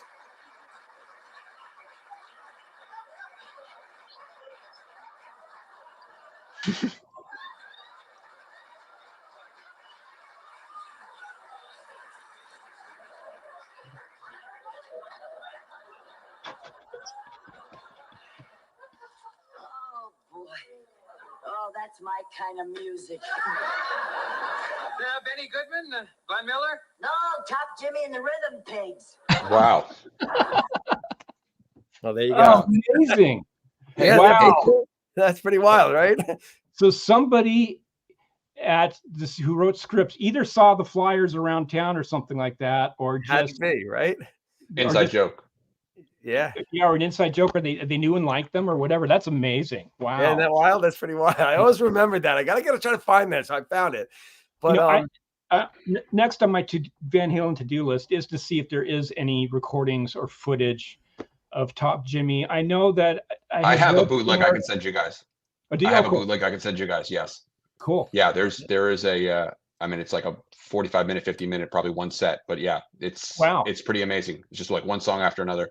I was going to say too, I sent it to the YouTube chat, and I sent it to the private chat. Like 2015 or 2016, I got to do a essay on the 00. I spoke to Wayzata and the other guys who started the 00, and it kind of covers the Top Jimmy period of time there. But and Gary Leonard is the guy we really needed to thank, because he took all those great pictures of Dave, the picture of all those pictures documenting that whole scene. But yeah, I mean, Chris, you're dead on right. It was like an underground thing. And Roth was one of the things I really learned from doing that essay, is that the punk people, for lack of a better term, the people who would have maybe not identified as Van Halen fans, had a lot of respect for Dave, because he showed up at these things and hung out and actually got to know people and was actually interested. He wasn't just sort of there to sort of make an appearance and sort of like, I'm here, I'm cool, I'm David Lee Roth, and was actually very, very interested in the street scene in LA. And it kind of goes back to him kind of showing up to play with Motley, to kind of introduce, well, not play with the Motley, show up and introduce Motley. But he was, you know, a guy, probably unlike some of the other guys in the band, who would actually go down to Hollywood at night on a Friday or Saturday night and hang out, or a Monday night.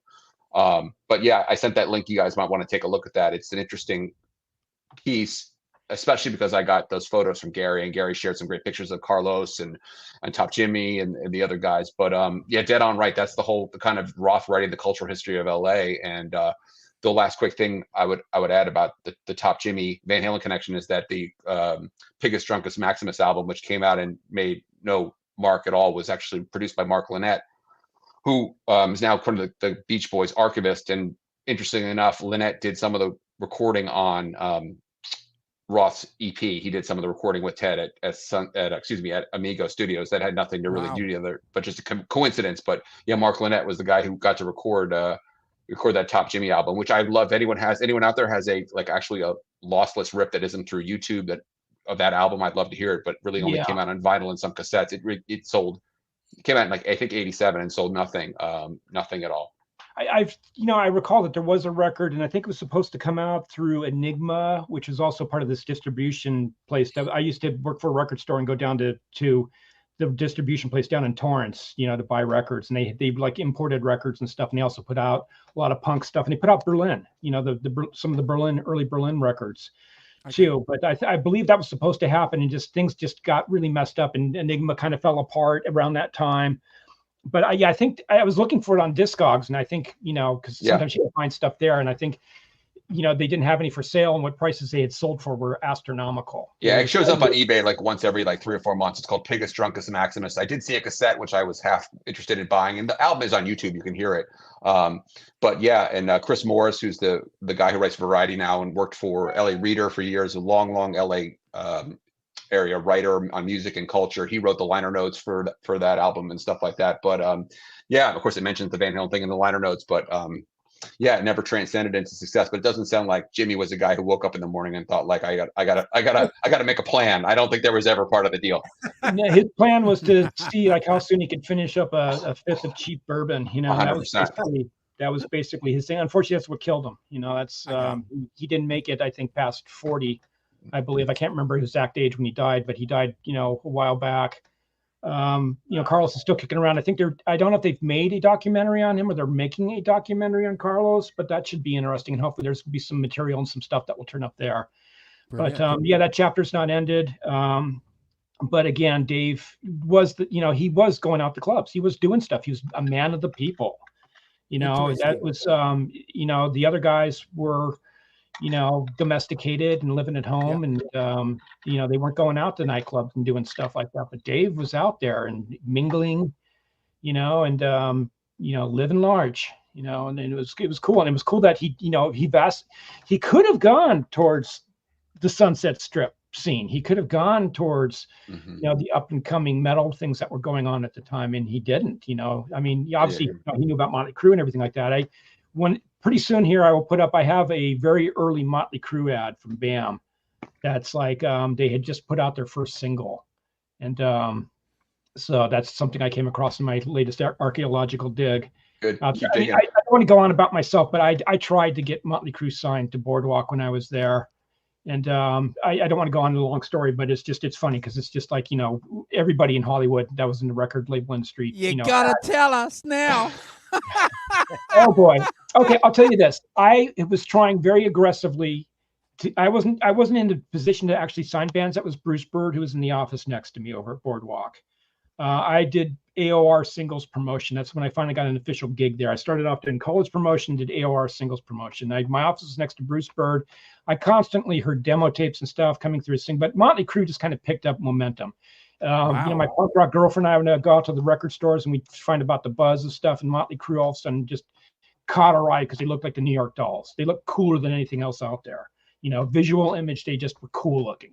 Even my punk rock girlfriend was like, wow, these guys look cool, And so I started looking at them, started going to shows, and buzz was building on them. And Tom Zutaut is the guy who signed him to Elektra. But I was trying to get Bruce to go out and see them. You can never get Bruce out to see a band. It just sucked.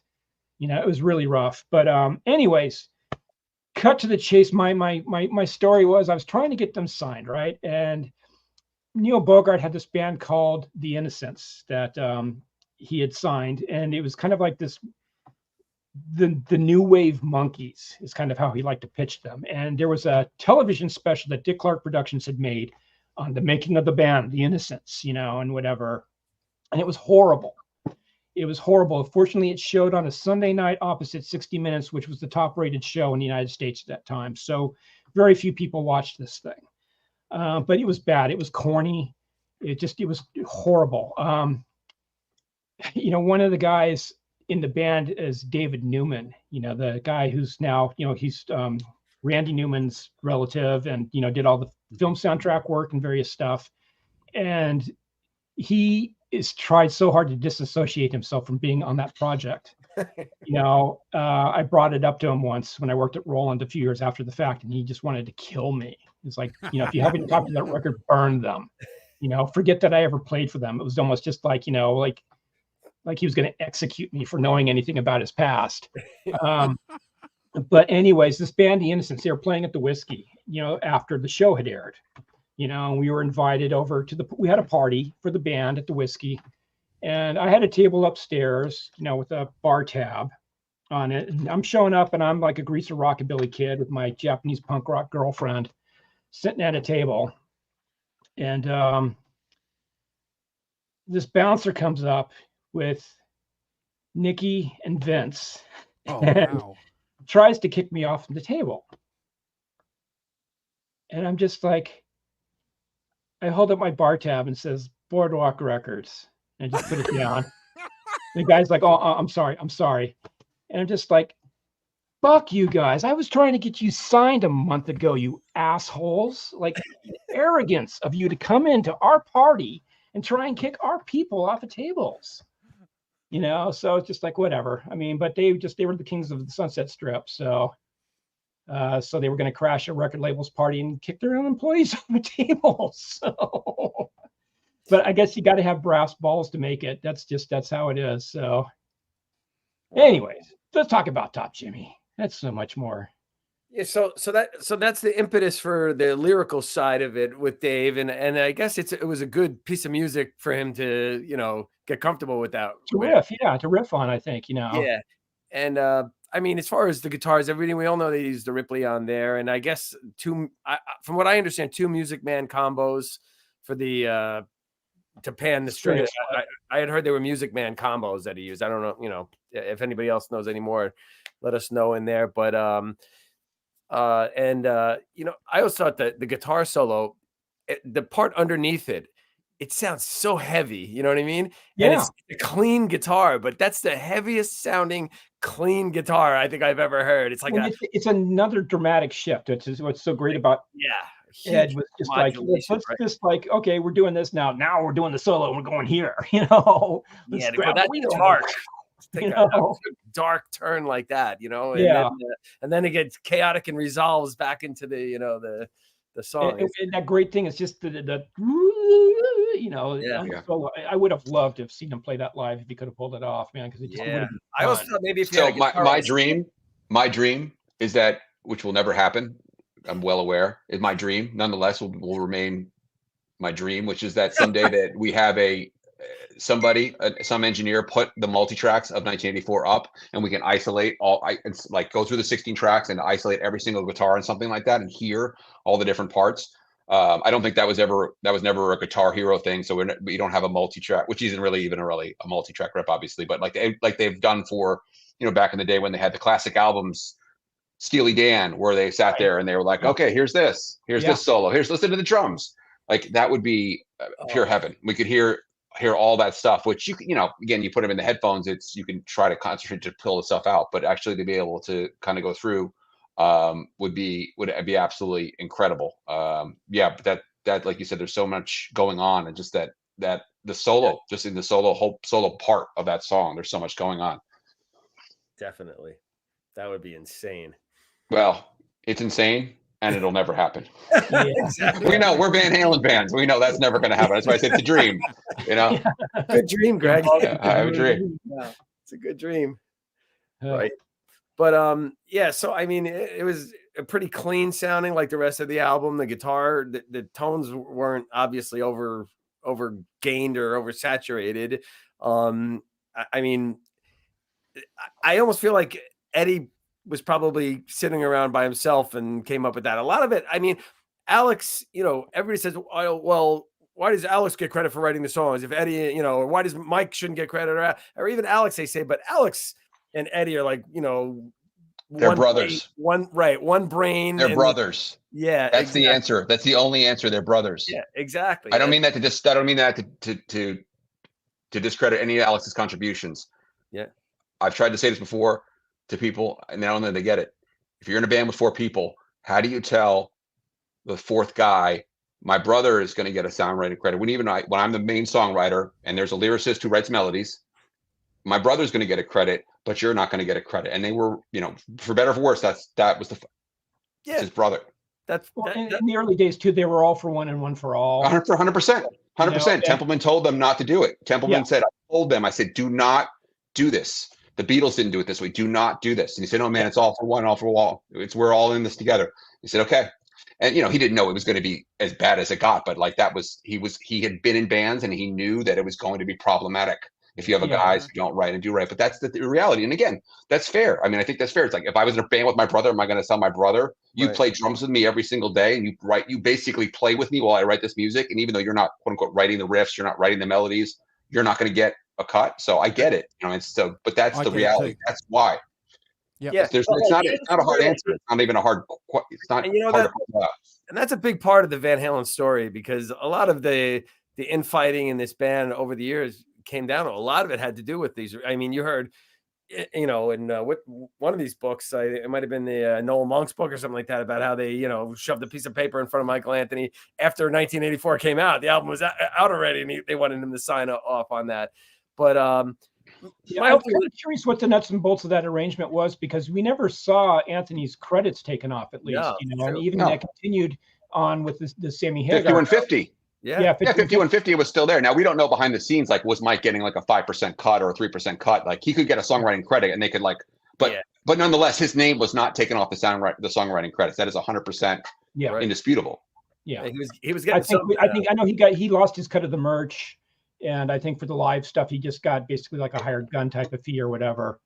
But it's funny, because you look at bands like Cheap Trick, and Rick Nielsen writes the bulk of the music for that. And that band, obviously Tom Peterson left pretty early on, and they've gone through a few changes. Now Bunny Carlos is out of the picture and whatever. But they managed to last quite a long time too, and just with Rick making the bulk of the money, Right. Right. I mean, the big one for me always is Andy Summers with Every Breath You Take, right? It's like, I think he deserved a songwriting credit. I really do. Yeah. No, and that's a rough one. That's got to be like, for what it's worth.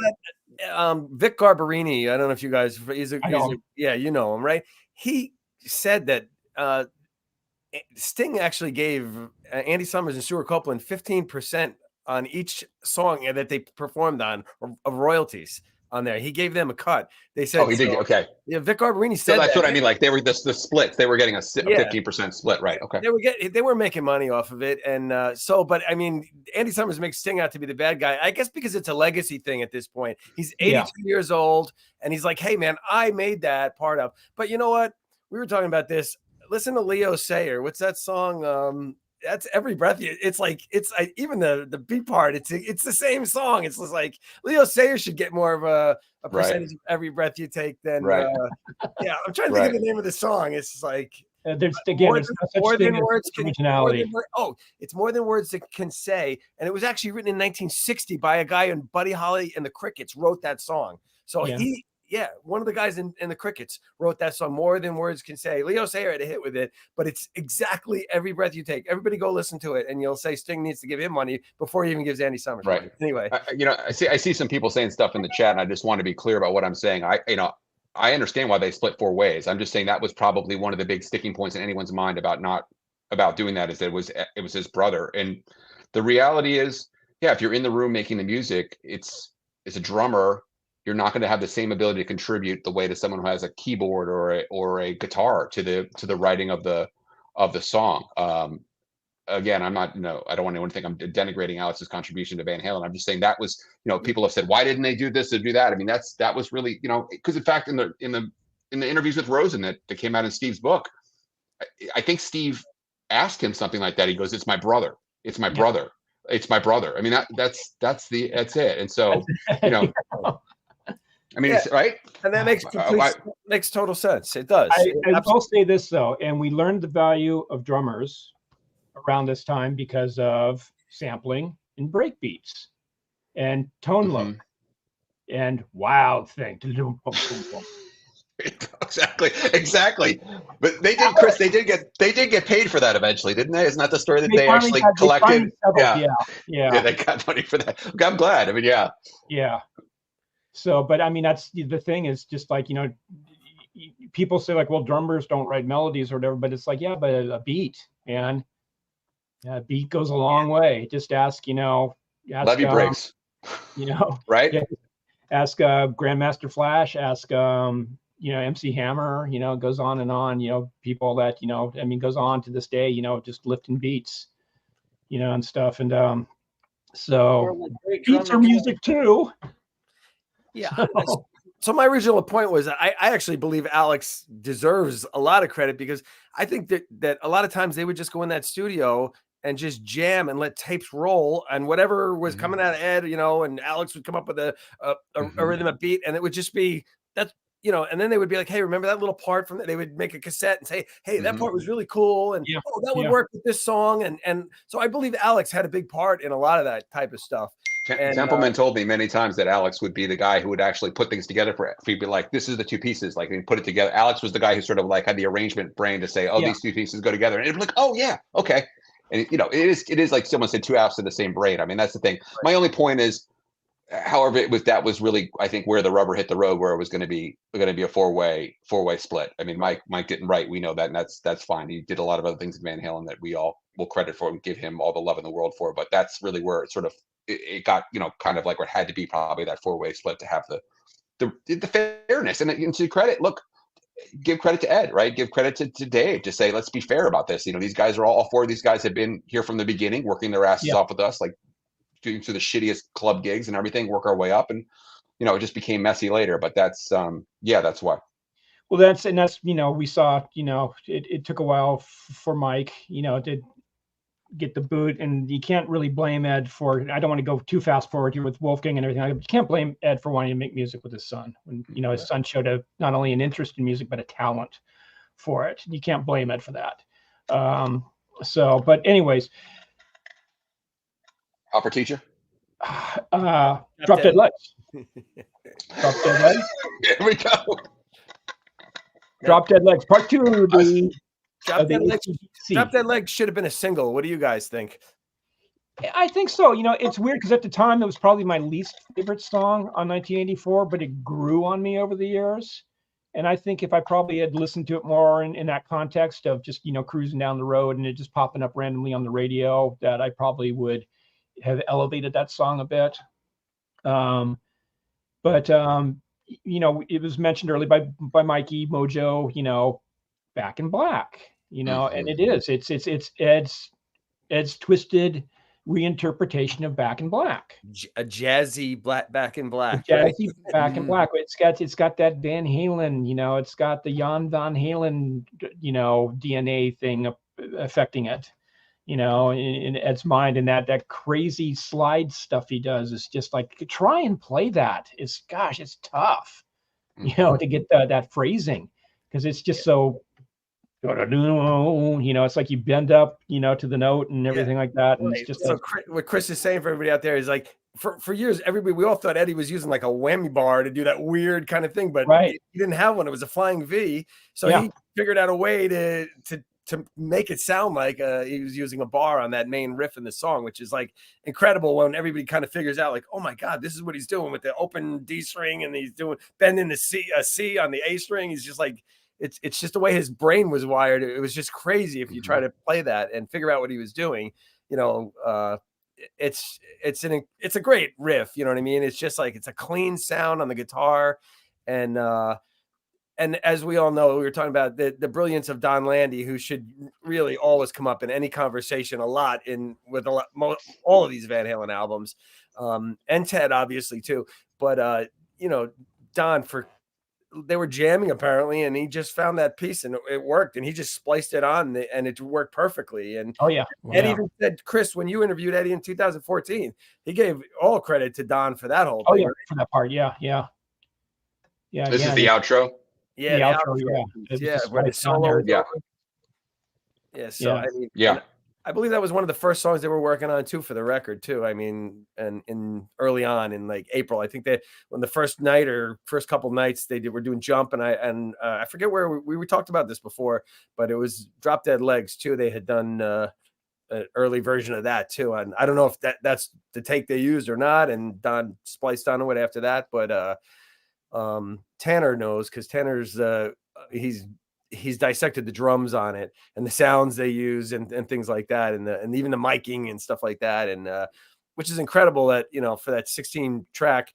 I mean, I don't even think on the Rototoms that they were individually mic'd. If Tanner's in the chat, he had it all figured out. I think the overheads were kind of put low in the photo, and I mean the sound is just incredible for, you know, for what they had that studio wise, and what that album still sounds like to this day. It's still one of my favorite sounding Van Halen records, and my favorite guitar tone, and I mean, I think a lot of people feel like that, but Drop Dead Legs, I notice, is consistently in a lot of people's top 5 Van Halen songs of all time. So I don't know, what do you guys think about that? It's one of those things. I think for me, it grew on me over time and everything. I really love it. You know, this is one point where I have to bring up the vocal harmonies, that drop dead, you know, it's just so cool the way it kind of comes in this kind of off kilter way and everything. You know, it's cool stuff, you know, it's just the arrangement of it, you know. I mean, it's got that AC/DC groove to it, but then it's got all that other stuff going on. It's got that intro, you know, right. It's, you know, it's just oozes coolness, you know, basically. And everyone points to that outro as Eddie was, you know, in his Holdsworth phase where he was like, you know, Holdsworth. It's also go ahead. Yeah. That legato type of phrasing that Holdsworth was, you know, known for, like, you know, Eddie's version of that, I guess, where, and, you know, and that solo, I guess it was, you know, it was just one of those Eddie solos that was just kind of off the cuff, where it was just, you know, I don't think any of it was worked out really. I think it was just him just going for it and bending notes a whole step or a step and a half to make them work. You know what I'm saying? A few times in there, it's just like, you know, he was just manhandling that guitar to make the, you know, I mean, a step and a half up, bends on, like stuff like that to make it work. But and I think that's, a lot of people point that out as their favorite Eddie solo. I've seen that a few times recently. So I just think, and of course, Dave, the lyrics are just, you know, it's just perfect Dave lyrics, you know, giant butt, you know what I mean? Allegedly written about, it was inspired by what was it, Marilyn Monroe and Some Like It Hot, I believe. Oh yeah. The scene where she's walking along the train and like the steam blows Some on Like It Hot. Yeah, she's carrying like a mandolin case, you know, and everything, and just doing the Marilyn Monroe strut, you know, and that's just like, that makes sense. Yeah. I think you know, I think the point that you made, Chris, about Hot for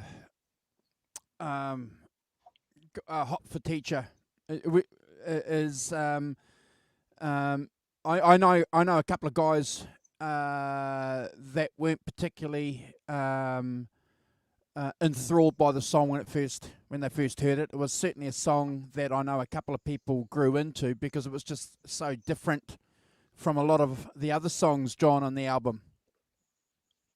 I think it was a slow groove, you know, and I think coming as it did, if anything, I don't see it as a flaw, because it was the end of, you know, back in the days when they had these things called vinyl. You know, you had a side 1 and a side 2, and you had to stop and flip the record over, and you had to pause and you get yourself a beer and whatever. But it's like, yeah, I think it was kind of like, it kind of brought the party down to me a little bit, you know.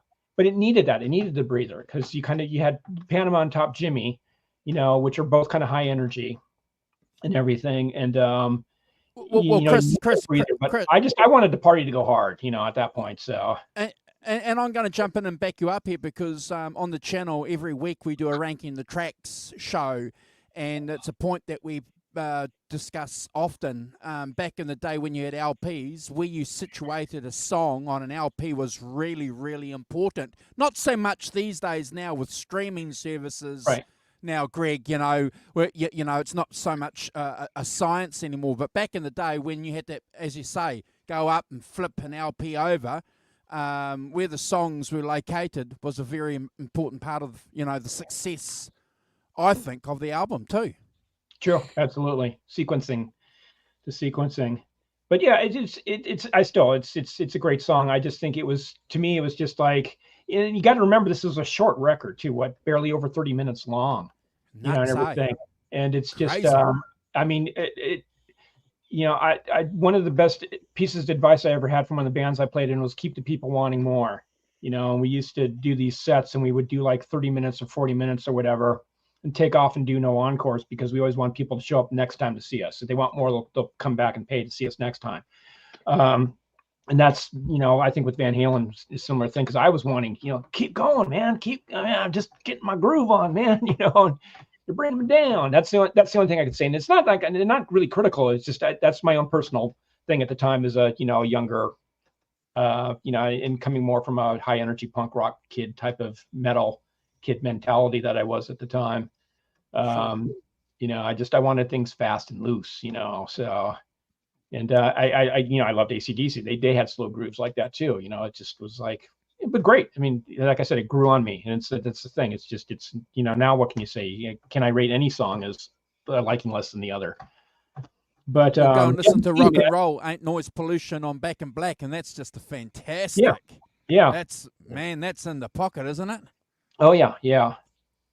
And the V though, it's just like I was so bummed when I found out that Ed sold that V. I was just like, my gosh, Ed, you made so much legendary music with that guitar. It wasn't just another guitar. He tried to brush off, it's just, I had two humbuckers and whatever, and I have other guitars that sound like that. I'm like, it's fine. Interesting thing, because I was looking up that wonderful long interview with Ed. I think it was 1988 Guitar World with Bud Scappa. And it has a sidebar with Dan Martin. And he goes through, it was the first guitar that Ed bought from Dan Martin. When Ed started his kind of off in his guitar buying spree thing with him. So that was kind of a cool thing to read, that guitar sparked this whole relationship between him and Dan, who brought Ed all this stuff. And it was kind of crazy. He had this list of all this stuff that Ed bought from him. And the craziest thing was the amplifier stuff, because some of it was just crap. It was like a crate amplifier, and some other stuff. It was just like, gosh, this is just like, why did he buy this stuff from him? He could have just gone down to Guitar Center and had him give it to him, or gone through the garbage dump and pulled a few of them out.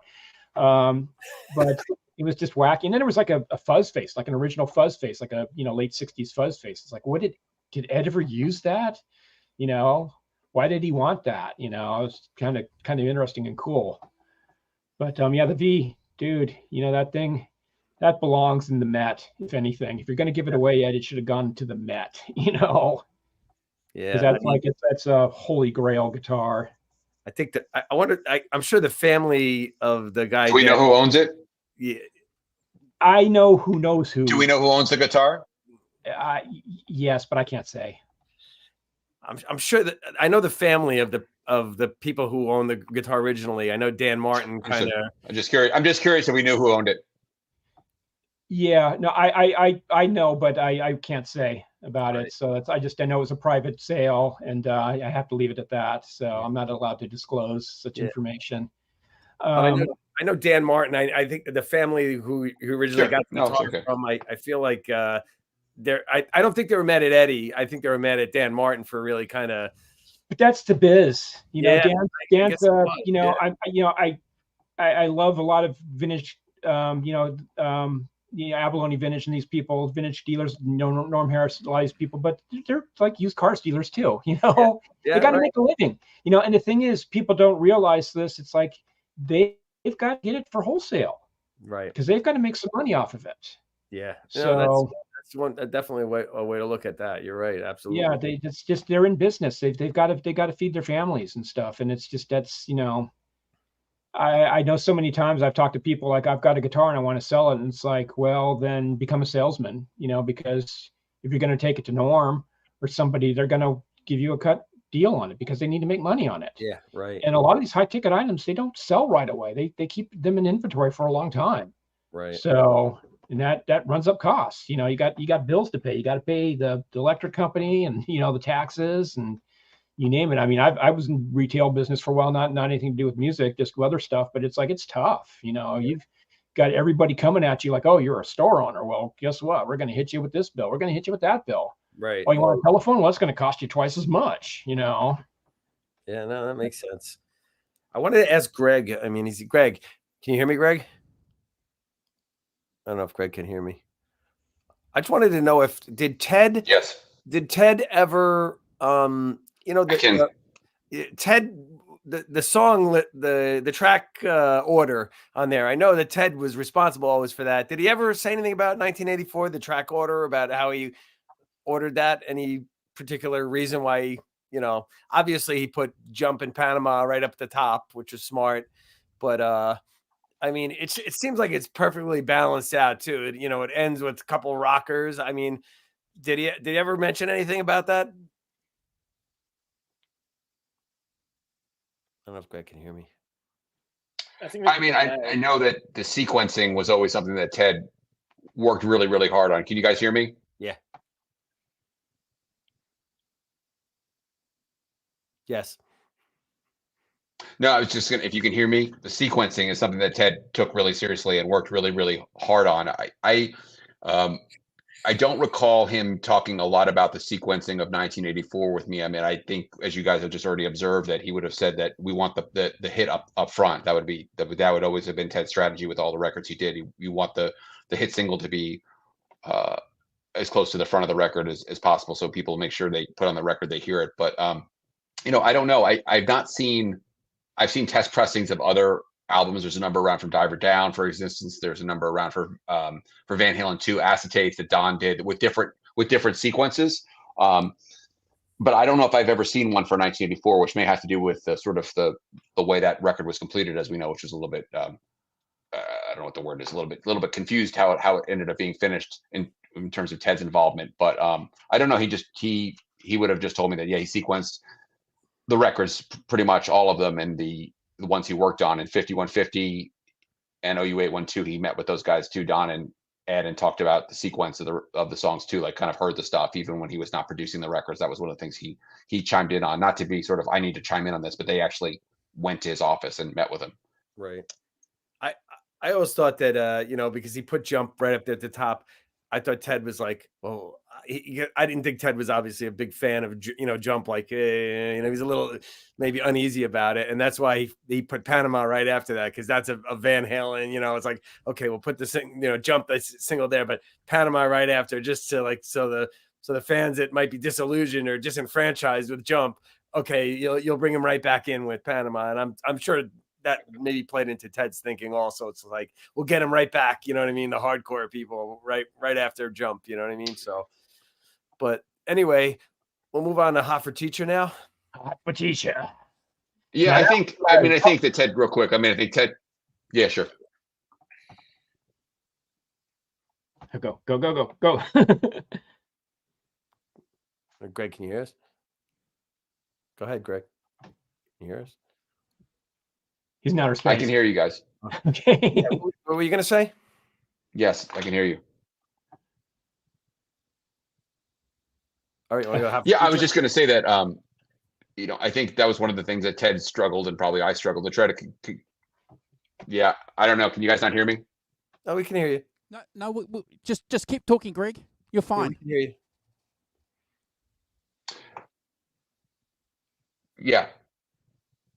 So what I was going to say, that one of the things that I think Ted struggled, and I probably struggled too, along with him, to try to communicate in the book, was that his apprehension with Jump was more about that he thought, after a while he was like, this song is going to be a hit, or maybe early on, depending on how we worked it out and talking about it in the book. I think he was more worried about the reception, that it was going to destroy the credibility of Van Halen. So I think he was like, well, we're in on it. You couldn't hide the song. I mean, you couldn't, it was already, it was clear that was going to be the sort of what would I say, the central song on the album, right? That was, I think Ted knew that was going to be the one that was going to get the most attention. Everyone was going to be talking about it. It was going to be the first single. I mean, right? It was like, It's not like you're going to hide it like on side 2. So I think Ted would have said, I was concerned about the reception that it was going to generate, that people were like, we know, like some Van Halen fans were like, this sucks. I hate this. What the hell is this keyboard thing? But, as Ted concedes at the end of that chapter, that, Ed was right. It made Van Halen much bigger. And he heard something in it that I didn't hear the first time through, that it was still Van Halen. Basically, it was just a different, it was just a different form of Van Halen. So yeah, there was always, I think that was always going to be sort of upfront and profiled with this keyboard intro. I would be shocked if there was ever a sequence where they didn't end up on the first side in the first song or two, maybe Panama, then Jump, but I don't know. Unless someone has an acetate that they can kind of show of an alternate track, it's hard to know. Right.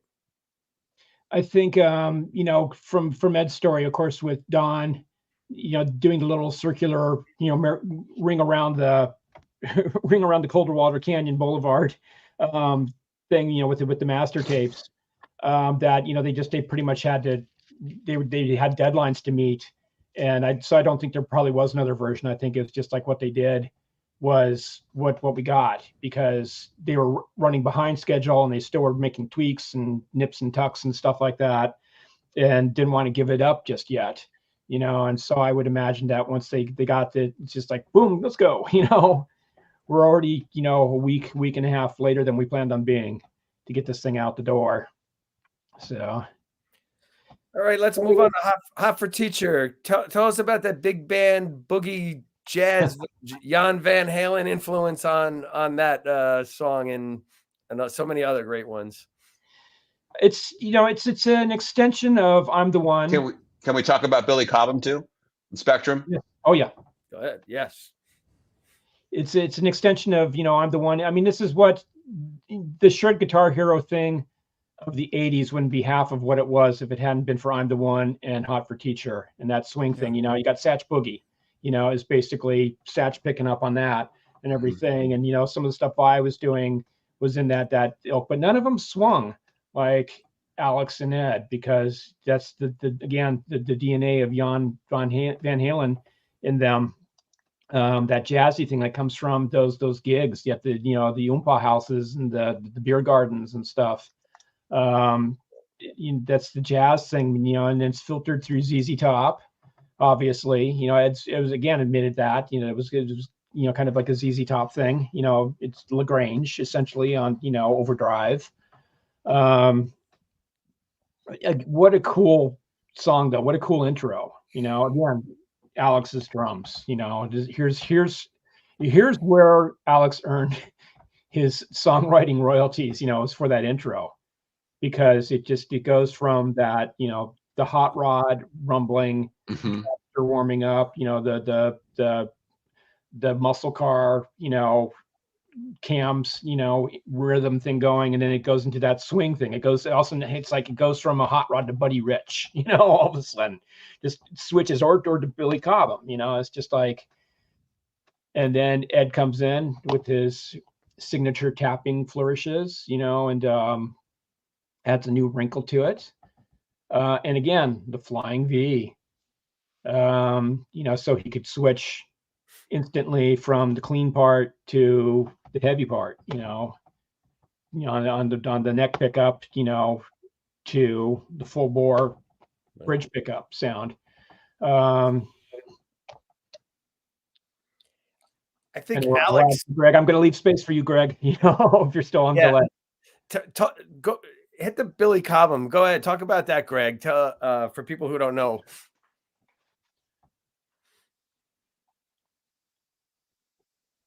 Yeah, I mean, I think again, it's one of these things that it was probably in the backs of their mind when they worked on this somehow with the ZZ Top. There's a whole pieces of ingredients that go into it, and it doesn't take anything away from what they created. But yeah, if you listen to the Spectrum album with Billy Cobham, and you hear that intro, and then you have Jan Hammer, who's actually playing keyboards, and it's sort of like you can sort of hear how maybe that was sort of like, that Ed and Al jammed on that as teenagers or whatever, and that sort of was an inspiration for them. The other thing I think is really interesting that I don't ever hear anyone talking about is the solo on that song with Tommy Bolin, and it's a very Ed-like solo. I think Tommy Bolin is probably an underrated influence on Ed that people don't really talk about. I know there's a couple of Gazzari's things where they played, I don't remember, some Tommy Bolin song that Ed covered. And certainly he was aware of who he was from Deep Purple, and I'm sure. But it's interesting when you hear, like, because on that solo on Spectrum by Billy Cobham, that Tommy Bolin's really hitting the bar. And it's very, very a lot of these slurs with the notes, with the bar. It sounds very Ed-like, along with the Jan Hammer stuff. But yeah, I mean, it's this. The other thing about it too is it's one take, right? It's not. I don't think there's any pieces put together. I mean, I think that's the instrumental track is Ed and Al all together, just going all the way through. So just an amazing piece of music. The last thing I was going to observe is about Ted talking about how when he heard the take, he was there when he heard the take that they did for the instrumental part, and he said that he thought that, and Ed and Al are a little bit off during the solo part. There's like they're like a little bit, tiny bit off, and he's like that's basically the Van Halen imperfection perfection. He was like, it's too great of a take. We're not going to do it again. It's like it's great. It's like there's that little tiny thing, but that's what makes Van Halen magic. But he said he heard this little thing where they were a little microsecond off from each other. Wow. Yeah. That's the feel, and that's something that's missing in so much music today, is that everything's so on the beat. I was, for a while in the early 2000s, I was working with DJs doing a lot of electronic dance music production, and one of the guys wanted to do Trampled Underfoot, wanted to do a bootleg remix of that. So we worked on that, and I realized I was trying to lift pieces off, to put samples together, and Bonham is playing ahead of the beat. So you can't do a dance club bump, bump, bump, bump with Bonham, man, because it's like, no, he's got this, he's playing ahead of it, and it's like, you can't do it, and I had to do a little bit of trickery to get around it, and still kind of keep it feeling like Led Zeppelin, but it was not, it was not the same. Right. And that's what's amazing. I mean, I would love to hear, I don't know if anybody's done it on one of these tribute records by whoever. I would love to hear a big band swing version of Hot for Teacher with horns and clarinets doing that, Ed's tapped intro instead of There is something like that. There is something like that. My band uses it as an intro. There's some kind of band swing thing of Hot for Teacher. We got it off of YouTube. Yeah. Cool. I figured somebody has to do it because it's a swing song. It's a swing song first and foremost. And it's got that whole thing. I have to add, again, talking about Dave and giving Dave's credit where Dave's credit is due. I mean, come on, this is like, Dave, what a great thing to, it's so un-PC in this day and age. It had to happen though. And it's just like that, and the banter, the kicking the bottle around, the noise, the laughing. It must've been one hell of a fun session to do the vocals and everything like that. It's just, and just the, I brought my pencil, it's just, it's so classic. It's so juvenile, delinquent, and just a blast. And even before the video was done, it's like the video they came out with was pretty damn close to what I saw in my mind's eye for it. It was just in the ending. I have mentioned this before. I don't think any other band in the history of mankind has had a better oral, AURAL representation of an orgasm on record than the ending of Hot for Teacher. It just is just like release, man. Yeah. I mean, it's just one hell of a rowdy record. It kicks ass. And it survives from the demo, right? That's a piece from the demo. Yeah. Kicks ass. John Shanks made a great point about Hot for Teacher. He said any other singer, when Ed comes in with the dun, dun, dun, dun, they would start singing right there at that part, right when he came in. And he goes, but only David Lee Roth would just sit back and let the guitar play dun, dun, dun, dun, dun, dun, dun, dun, dun, before he even sang a word in the song. Most guys would come right in. Sammy Hagar would have come right in on the one there, right as he started playing that singing. He goes, but Roth just sat back and let the guitar marinate there, and then he came in. And I think that was kind of cool because most likely that's true. Most singers would have just come right in on that right when the guitar started the part in the intro. The other interesting thing about Hot for Teacher is that by the time that video came out, Van Halen, as we knew it, had already played their last show they would ever play together. That version of Van Halen. The tour ended on September 2nd, I think, in Nuremberg. And I think the video was filmed September 6th, 1984. So they had already played as a band. Can you believe that? They were already over as a live band when that video came out. I did not know that. Isn't that insane? It's hard to believe, right? That they were as a live band over already when that video was filmed. It's sad. It's sad. it's the gateway. It's as much as we love that video and everything, I think that was where Dave and Pete were like, let's ditch these guys. Yeah, right. Let's go make movies. Dave, you're a star. You belong. You're already in Hollywood. Let's go knock on some doors. That's a great point. I think that's a yeah. great point. Yeah. Because that's where it went, full on conceptual video. Dave, wow, he really just amplified the Dave personality. Like the personality that cannot be amplified any further just got amplified to 11, to 20 to 22. So hold on for 1 second, guys, because I've never thought about this, and I'll just be keen to have a little conversation. So David Lee Roth could have gone into Hollywood and become, if he'd been given the right script maybe, or a director had seen him, or an agent, he could have been a Hollywood actor. Was that the intention? Well, the problem was that he wasn't given a script. The problem was that he wrote a script. Well, that's your problem. Okay. Okay. Because they wrote the most batshit crazy thing for a film. Yeah, and I think that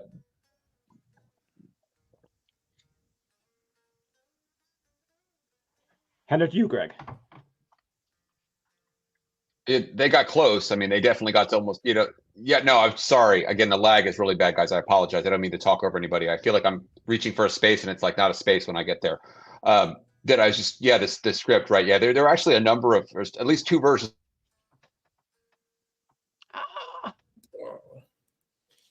Two versions of the script, I guess. Yeah. Let's, Greg, if you can hear us, I'm going to recommend, because this has happened to me before, try restarting your computer and rebooting. When it comes back, when it comes back on, whoever's talking, I'm going to interrupt you guys and just say to him, jump off and restart his computer. So, Brad, before we get to continue Brad. the conversation, good to see you, brother. Hey, Chris, Jimmy, Johnny, Andrew. Okay. Happy Okay, New hold Year, on. guys. Hold on. What? Greg.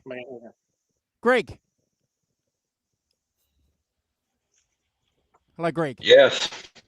We're going to ask you to do something for us. We're going to ask you to. Yeah, I may have to opt out, guys, only because I can't hear you guys very well. Or you can reboot, and then because that works, we find Reboot my that computer. works.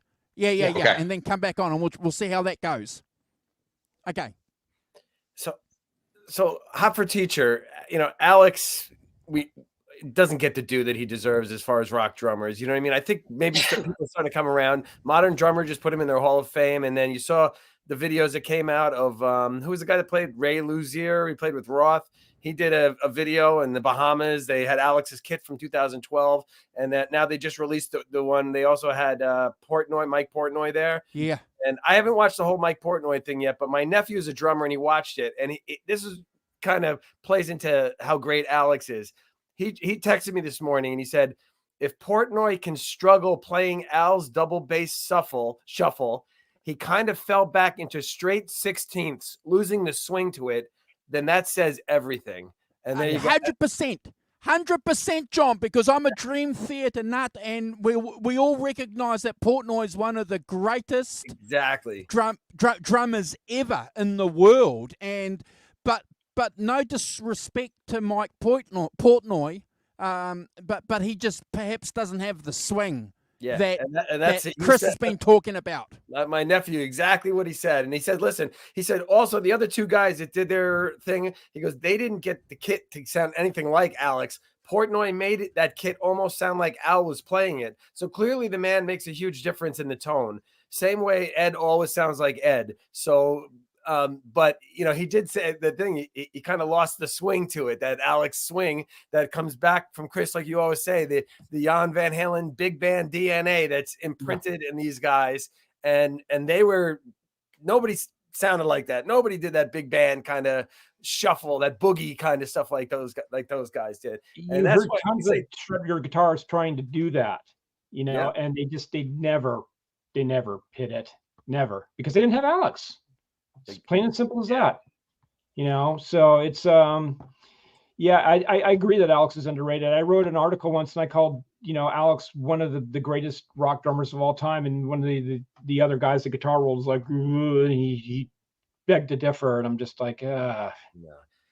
I think Alex is just a great musician, and the fact that he is a musician, I think, plays into the musicality of his drumming too. Certain drummers you could listen to on their own. You could mute all the other instruments, like Bonham, and Alex, I think, falls in that category because the tone of his toms, his snare, and then just the way he plays them it's just such a musical way because he's, everybody says Eddie, oh, classically trained. Alex can actually sight read music, and everybody, for all the credit that Eddie gets. Like that song at the end of Twister, that's Alex playing the piano on that. That's not, everyone thinks that might be Eddie on that. That's Alex playing the piano on what is it called? Respect the Wind. Respect the Wind, yeah. Good point. Right. So Good that's point, Alex John. playing the piano. Alex can open up a piece of music from what I was told and just a piece of Mozart and just sight read it and play it right there, where Eddie couldn't do that. And so I just don't think people realize the depth of Alex's talent. And as you guys were talking about before, the arranging, I think, didn't he go to college, Chris, or didn't Alex take arranging classes in college? Yes. Correct. So, I mean, I feel like, obviously it's tough, being in the shadow of your brother, Eddie Van Halen, who changed everything, but I think people are starting to come around to the fact that Alex, he's a great drummer. It's just, there's no way around it, No, absolutely no way around it. So, while we're talking about Alex Van Halen, sorry, John, sorry, Jimmy. While we're talking about Alex, like, can we expect him then to come out and recognise and acknowledge the fact that he's been getting these tributes? Would that? No. Okay. He's a private man. He's a very, very private person. It doesn't. I don't want to go on too much about Dave with this new thing that he's doing. Yes, they were brothers. They fought. And can you guys hear me? Yeah, there you go. Cool. No time lag. Are you good? You hear us, Greg? Oh boy. I think he's still on a time lag. It's like talking to the astronauts in space. Am I out of the time warp? Don't move to Tulsa. The internet sucks here. Don't move to Tulsa.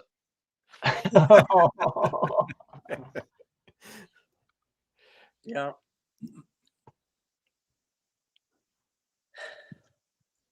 Yeah. Oh, bummer. That sucks. Yeah, it's tough. I mean, I went through this last couple times where I froze up in the middle. Hey, I enjoyed it. Greg, thank you so much. Greg.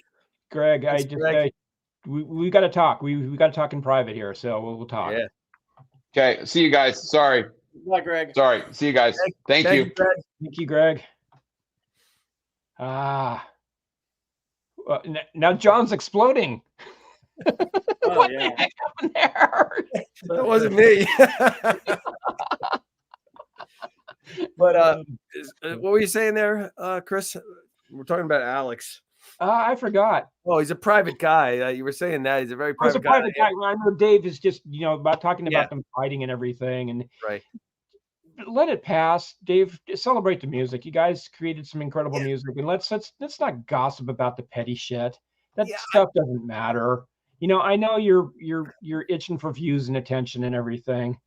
And he's never going to hear me. I know that. And even if I was sitting in front of him, he'd never hear me. But I'll be honest with you. I didn't take the part of what he said about Alex that negatively because it was when they were. I took it as that meant during when they were in the club days that Alex was just the bruiser and stuff like that, and that Ed and him would fight all the time. They were just like basically out of their teens in their early 20s, brothers who just beat the crap out of each. Alex would pound on Eddie. I thought that's what he was kind of. It went on. It went on quite a bit. I mean, I'll tell you the fun thing is when I was talking with Ed and the phone rang and he picked it up and he started speaking in Dutch, I knew it was Alex, that he was talking to. All right. And I think I'm going to have to go back with Google Translate over the tapes now and figure out what they were talking about. Yeah, right. Oh, I got to talk to this idiot right now, Al. Yeah, I know. Yeah, this fucker's asking me about string gauges. Yeah. Who gives a crap about it? Right. But anyway, so now we come to the two closing masterpieces on this record. And I mean, for me, Girl Gone Bad is the top three. Well, we missed I'll Wait. I mean, we did talk about I'll Wait last time. Oh wait, yeah, I'm jumping So ahead. we don't need to go into too much detail about it. We talked about the keyboard thing and the OB8, and I think he was playing it through an amp or something because there's some distortion going on that's definitely not inherent. I 100%. Yeah, I agree with that. Maybe they overdrove the mic pre. That's a possibility too. So it could have been any number of things that they did. But we know the whole story about the Michael McDonald thing. We talked about that too. So I'll just say, we probably don't have to dwell on it too much. I mean, it was another hit for them. Yeah. That was a song that the guys, I wish Greg was here because he could talk about maybe some insight from Ted about that, because I understand that Ted and Dave just hated that. That was a song that, according to Ed, that they were the most against on the entire record. Jump was a hit, and so Ted was on board with it pretty early on, whereas Dave had his apprehension about it. But I'll Wait was the song they're both like, hey, what are we doing here? But Ed was insistent about it, and Ed ultimately won that argument because it did well for them. Yeah, so 40 years later, it's still a FM rock radio staple. Yeah. So the proof's in the pudding, as they say. Yeah. But I to this day, actually, until a few hours ago, I always thought, talk about misheard lyrics, right? And it's like everyone who reads, I always thought he said heartbreak and motor drive, not heartbreak in overdrive. I just found out Dave was the actual. I thought he was sending out fantasy magazine titles, Heartbreak Magazine and Motor Drive Magazine. I'd read Motor Drive. I might take a look at Heartbreak, on the sly a little bit, Slide it in between two other magazines when you're checking it out. Put it like Good Housekeeping. Oh, yeah. Recipes. Oh, what's this Heartbreak? Well, that's what I thought it was all these years, and find out it's Heartbreak in Overdrive. Oh man, oh well. Yeah, that's again, we're talking about. I thought the same thing. I gotta tell you, I thought the same thing. Yeah, me too. I know. I thought he was saying motor jive. That's what I was saying. Heartbreak and motor jive. I don't know. I don't know. I just thought it makes whatever. I mean, it's funny, but again, it's like the juxtaposition between the Michael McDonald chorus and the Dave stuff, because it's like the Dave lyrics are just, they're Dave, man. They're just like they're off in wacky land, a little wacky tobacco going on, and then it's like, and then you go, oh, wait till your love comes down. It's just, okay. But I'm pretty sure Tanner did a little thing of I'll Wait with an AI Michael McDonald voice. That. Yeah. And he's it's so funny. I'm pretty sure it was Tanner that did it like last week. And with the AI voice of Michael McDonald, it's like, and like you said, Chris, it's like, wow, you know what? You could tell which part Dave wrote and which part Michael McDonald wrote. It's because you can't hear Michael McDonald singing, Heartbreak and Overdrive. Yeah, right. Wouldn't do it. No, not at all. Anyways, I'll Wait. I mean, we talked about it at length last time, and we'll put the fork in this one. So, and let's move on to Girl Gone Bad. Damn it. There you go. This is my all-time favorite. And this is another song I have to admit. Initially, I liked it, but it wasn't. It really grew on me over the years, and I don't know why it didn't blow me away at first. I think because I was just more of a simplistic punk rocker guy during that era, and everything. And I could appreciate the dynamics and everything. I think more and more as I go now, it's like I can just hear, I hear the progressive rock going on in it. And just all the changes and the dynamics and the up and down and the ebb and flow and the push and shove, and it just goes on and on. That's so genius about it. Now, has anybody found an earlier example? Because I believe that the earliest example I could find was the US Festival of him playing those parts. Now, people talked about the breakdown during Somebody Get Me a Doctor, But that, when they go into, I'm so glad. Right. But when I found like I went through what I could find of live recordings from '82, and I never heard the Girl Gone Bad thing. I heard, Women in Love and stuff like that in there, but not Girl Gone Bad, not until the US Festival. Right. Did we get that. And it seems to jive with Ed's story about, and it's been one of those things that's been through the telephone game and it's gotten distorted over time and everything like that. But initially he said, we were on tour in South America. And Valerie was in the hotel room sleeping, and I went into the closet with my recorder and sang into the tape recorder. Right. Now I've now seen it like he was on tour and Ed was in the thing, and I took my guitar into the closet, which is like, yeah, sure, But I always recall Ed just singing, and I find that fascinating that he had these parts in his head and he just could sing it into this cassette recorder. And no, I'd love to hear that cassette. Didn't he say he did the same thing with the song 5150 with Valerie sleeping? I thought that story was in New York hotel or something like that with 5150. It might have been, and it might have been very well true. It might have just been a habit of his. I had an idea in the middle of the night and didn't want to bother Val, so hopped into the closet with the, with the little handheld cassette recorder and sang riff while I had it. I mean, I've had stuff, not that I've come up with anything of Eddie Van Halen's caliber, but I've had songs come to me in the middle of the night, and it's like, yeah, I wish I did keep a recorder near me, Yeah, right. So hopefully it doesn't end up like that Seinfeld episode though, or whatever, But it's one of those things where but that was interesting because it makes sense for South America, and then the US Festival, the timing seems to again fit for that. So unless somebody has an earlier example that they can point me to, then I will change my argument about that. But my own personal research, with what limited time I have, and what again on the list of Van Halen to do things that's this long, it seems like the US Festival was the first public debut of that. And again, I'm sure that they were working on it. We've heard that 10-minute long jam, with the three of them, the three amigos up there working out the instrumental stuff. And I believe, I would guess, we don't know when that was done, but I would believe that was partially during preparation for the US Festival, because Mike's participating in that wonderful video that we have now, the professional video with the multiple camera angles and everything. You can see Mike up there with them and everything. But it's great. I mean, it's just like, gosh, to hear how that came together. And Mike's bass part on that is if you really listen to it, it's pretty damn cool, man. It's it's galloping and it's all over it. Yeah, he's definitely going off on that song. It's just like they all were kind of doing their thing on that one. And I mean, I just think I think it's a perfect album. It's got something for everybody, and those last two songs are just like you said, like progressive. And if that's the way that the original Van Halen rode off into the sunset with Girl Gone Bad and House of Pain like that, I mean, what better way could you end it? It's just like, that to me, it's perfect.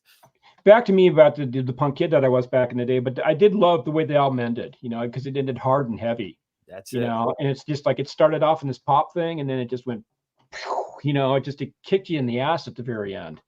And I think that's kind of why, that's the only reason why Drop Dead Legs brought me down, because it's like it was the end of side one, and it was just kind of like, it was this mellow groove.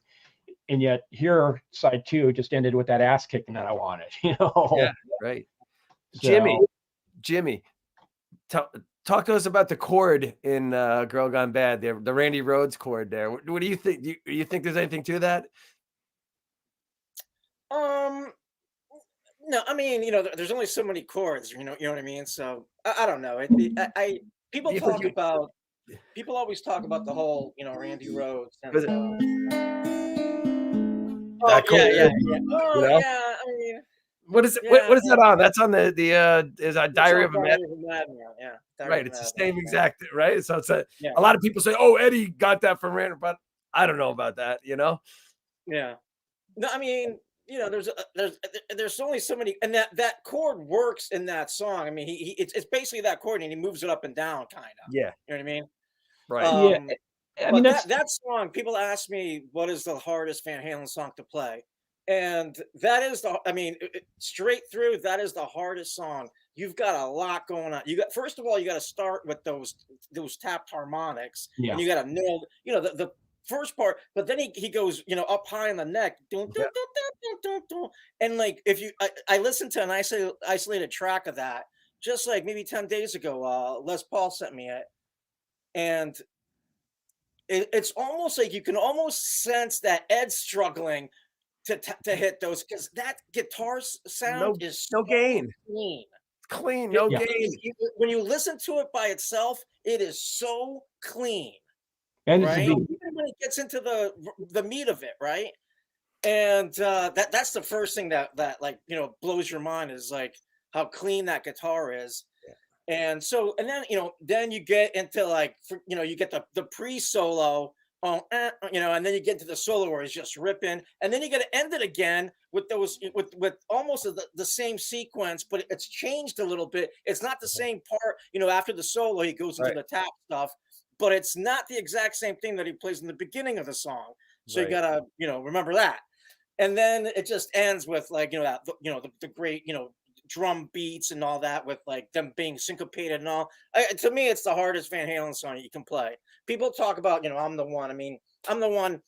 You know, you can sit there and you can try to get that. You know, nobody's gonna get that swing, but you can get through that song. Getting through "Girl Gone Bad," that's something. You know, it's an evolution. It's just like, it's just, I mean, it's a masterpiece, that song. And the thing, you know, the thing is, once you start that song, you gotta finish it. There's just I mean, you got a big task ahead of you. You know what I mean? It was tough for Ed, even because I remember on the 2012 tour, he talked about, God, it's just like, you know, we brought this song out, and it was a struggle for him every night, you know, to do it. And it was just so that tells you right there, if you know, if Ed was struggling with his own song, you know. I'll have to see if I can find what he said about that, or if it even made it into the. I am sure part of it made it into the story. At least it might have got edited down a little bit, but I really remember that sticking out, and it's kind of like I would have loved for them to brought it back for another go on 2015, but I can see why they didn't. You know. Yeah. There's a lot going on in that song, and it's I mean, it's a tour de force, you know. It's almost like they were at the height of their powers right there. You know what I mean? Absolutely. It really was. That and the outro to "Girl Gone" to "Drop Dead Legs" is Ed at his highest. Yeah.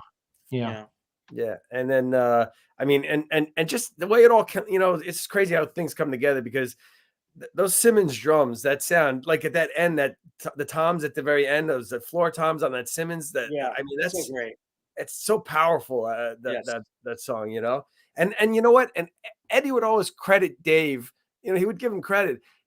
Chris, you could touch on this. He would always say that, man, I don't know how I write this stuff, and I don't know how he can squeeze a melody or anything into it. And I think that song in particular is one. It's just like, I think Eddie was probably like, I don't know how Dave ever worked lyrics into that particular song. Again, I think it's a very underrated David Lee Roth vocal performance on that, because he sings his ass off, you know, and he fits in his personality and inflections. And then we've got the harmonies again. Yeah. You know, going on with that. I mean, it's a quintessential, another on the album, quintessential Van Halen song. Yeah. You know, I laugh because with that song, kind of like what Conk said earlier, is that you don't hear Dave until like 21 minutes into that song. You know, you don't hear Dave. It's like a whole song before you hear Dave. Oh yeah, yeah. And I think that's the thing I'd say, like, to preface what you said about, or to make a post comment, Panama is the song you play to the casual fan, the music fan who's just kind of a fan of music. Girl Gone Bad is the song that you play to your musician friends. Yeah. You know? Yeah. That's it. Because it's just, it's a tour de force. It's epic. Nicely put. Yeah, definitely, without a doubt. Yeah, it's just, I think that's, you know, to me, it's a top 3. It might be my favorite Van Halen song of all time. I love it that much. I never get tired of that song. I'd say for me, it's become the number one, and like for the last 15, 20 years, you know, basically. It's just, and when they played in 2012, I was just over the moon, and I'm so pissed off because I have a little, you know, a little one of these guys, this little, you know, iPod Classic with the blue microphone attachment on it, that, you know, I brought with me. It looks like an iPhone or whatever. And so I would like record stuff. And I recorded the 2012 tour I have a couple shows actually. So I have the Atlanta show, which I think is a little bit better. I can't remember. I think they played it. I don't remember if they dropped it from the set in Atlanta. I'm trying to remember now. I remember Madison Square Garden when they played it, and they're doing the song, and then right then these girls get up to go get a drink or go use the bathroom or something. You're like, excuse me. I'm just like, Yeah. quiet. Yeah, right. Just like you go, I don't care. You're in my way. I want the audio. You know? Yeah, right. Especially that one, you know. That's the thing. They didn't play it every night. I think they alternated it with like "Out of Love Again" or something, and they didn't play it every night.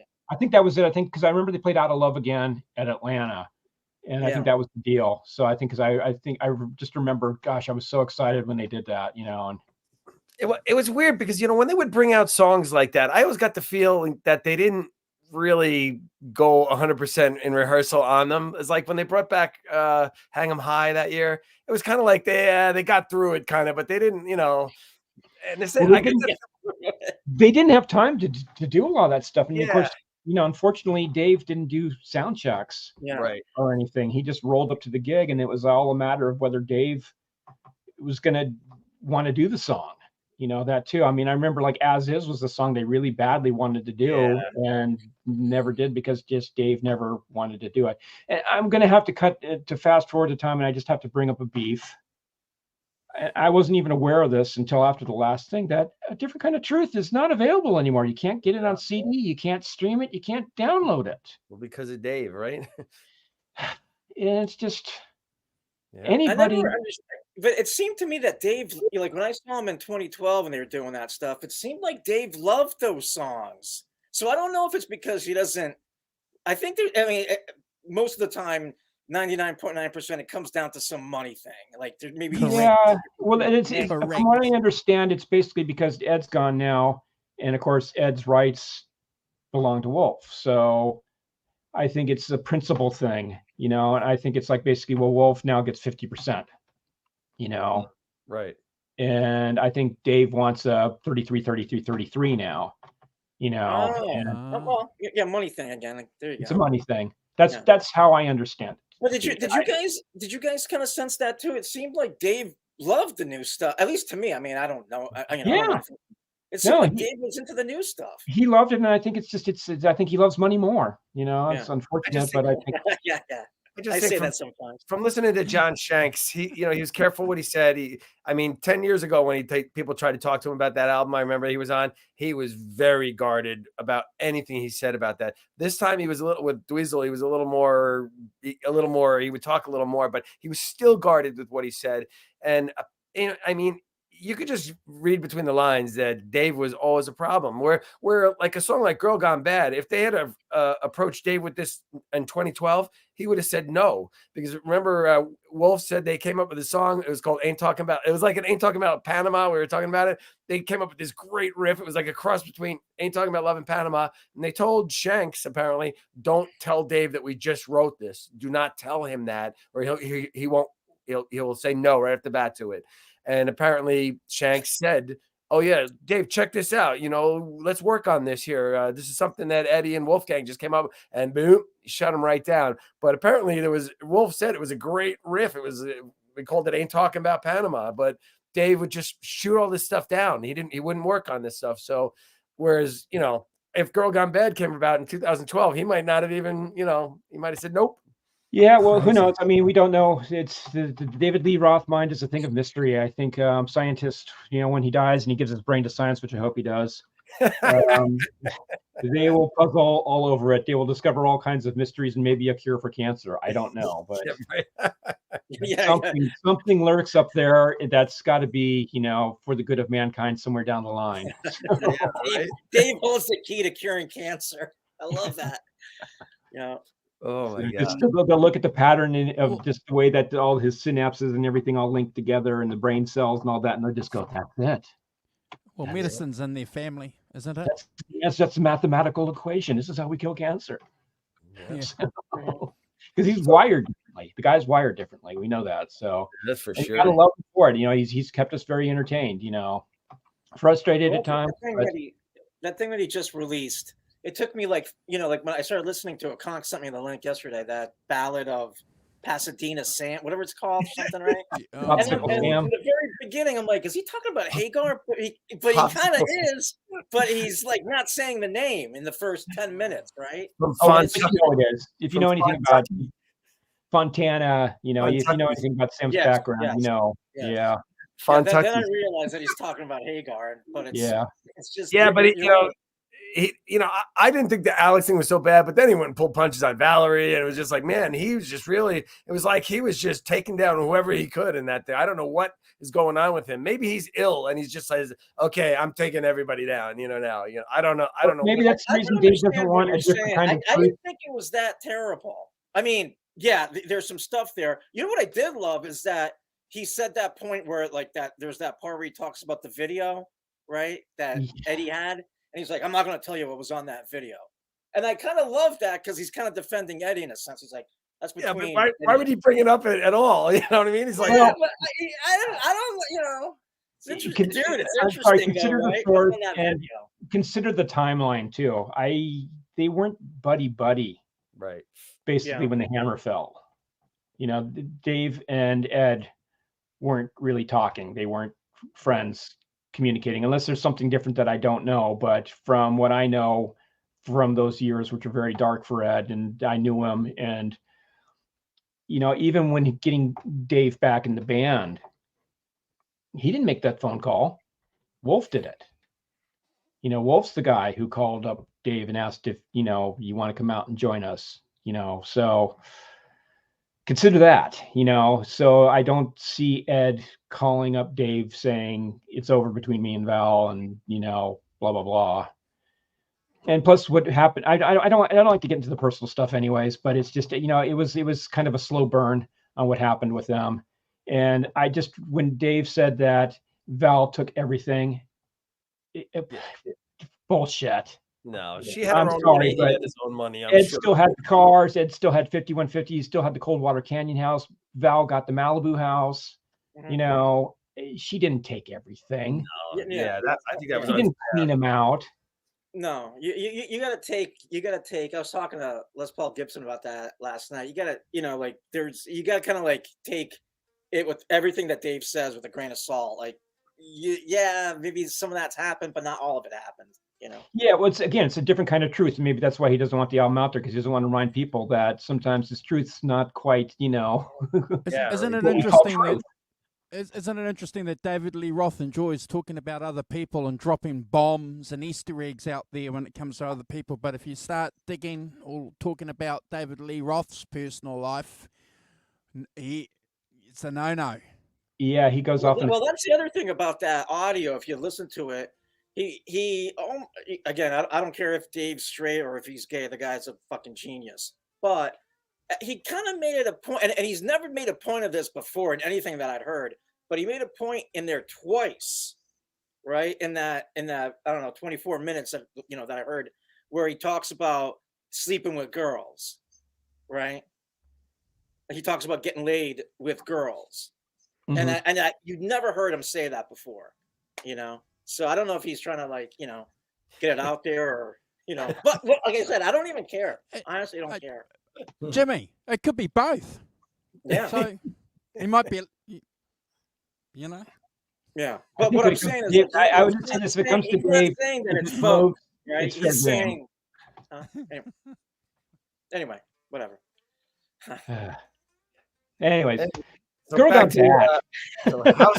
House of Pain. We're living in the House of Pain, man. Yeah, exactly. House of Pain. Before we go to House of Pain, thank God. Go ahead, Brad. This, like we were talking about the album orders, and Andrew, you mentioned before how we do the track rankings on Sundays, and we have ranked all the tracks on 1984 as well. We talk about sides like side 1, side 2, and side A, obviously it ends on Drop Dead Legs. It's a good ending sort of song for side A, kind of wants you to listen, gets you to want to listen to side B.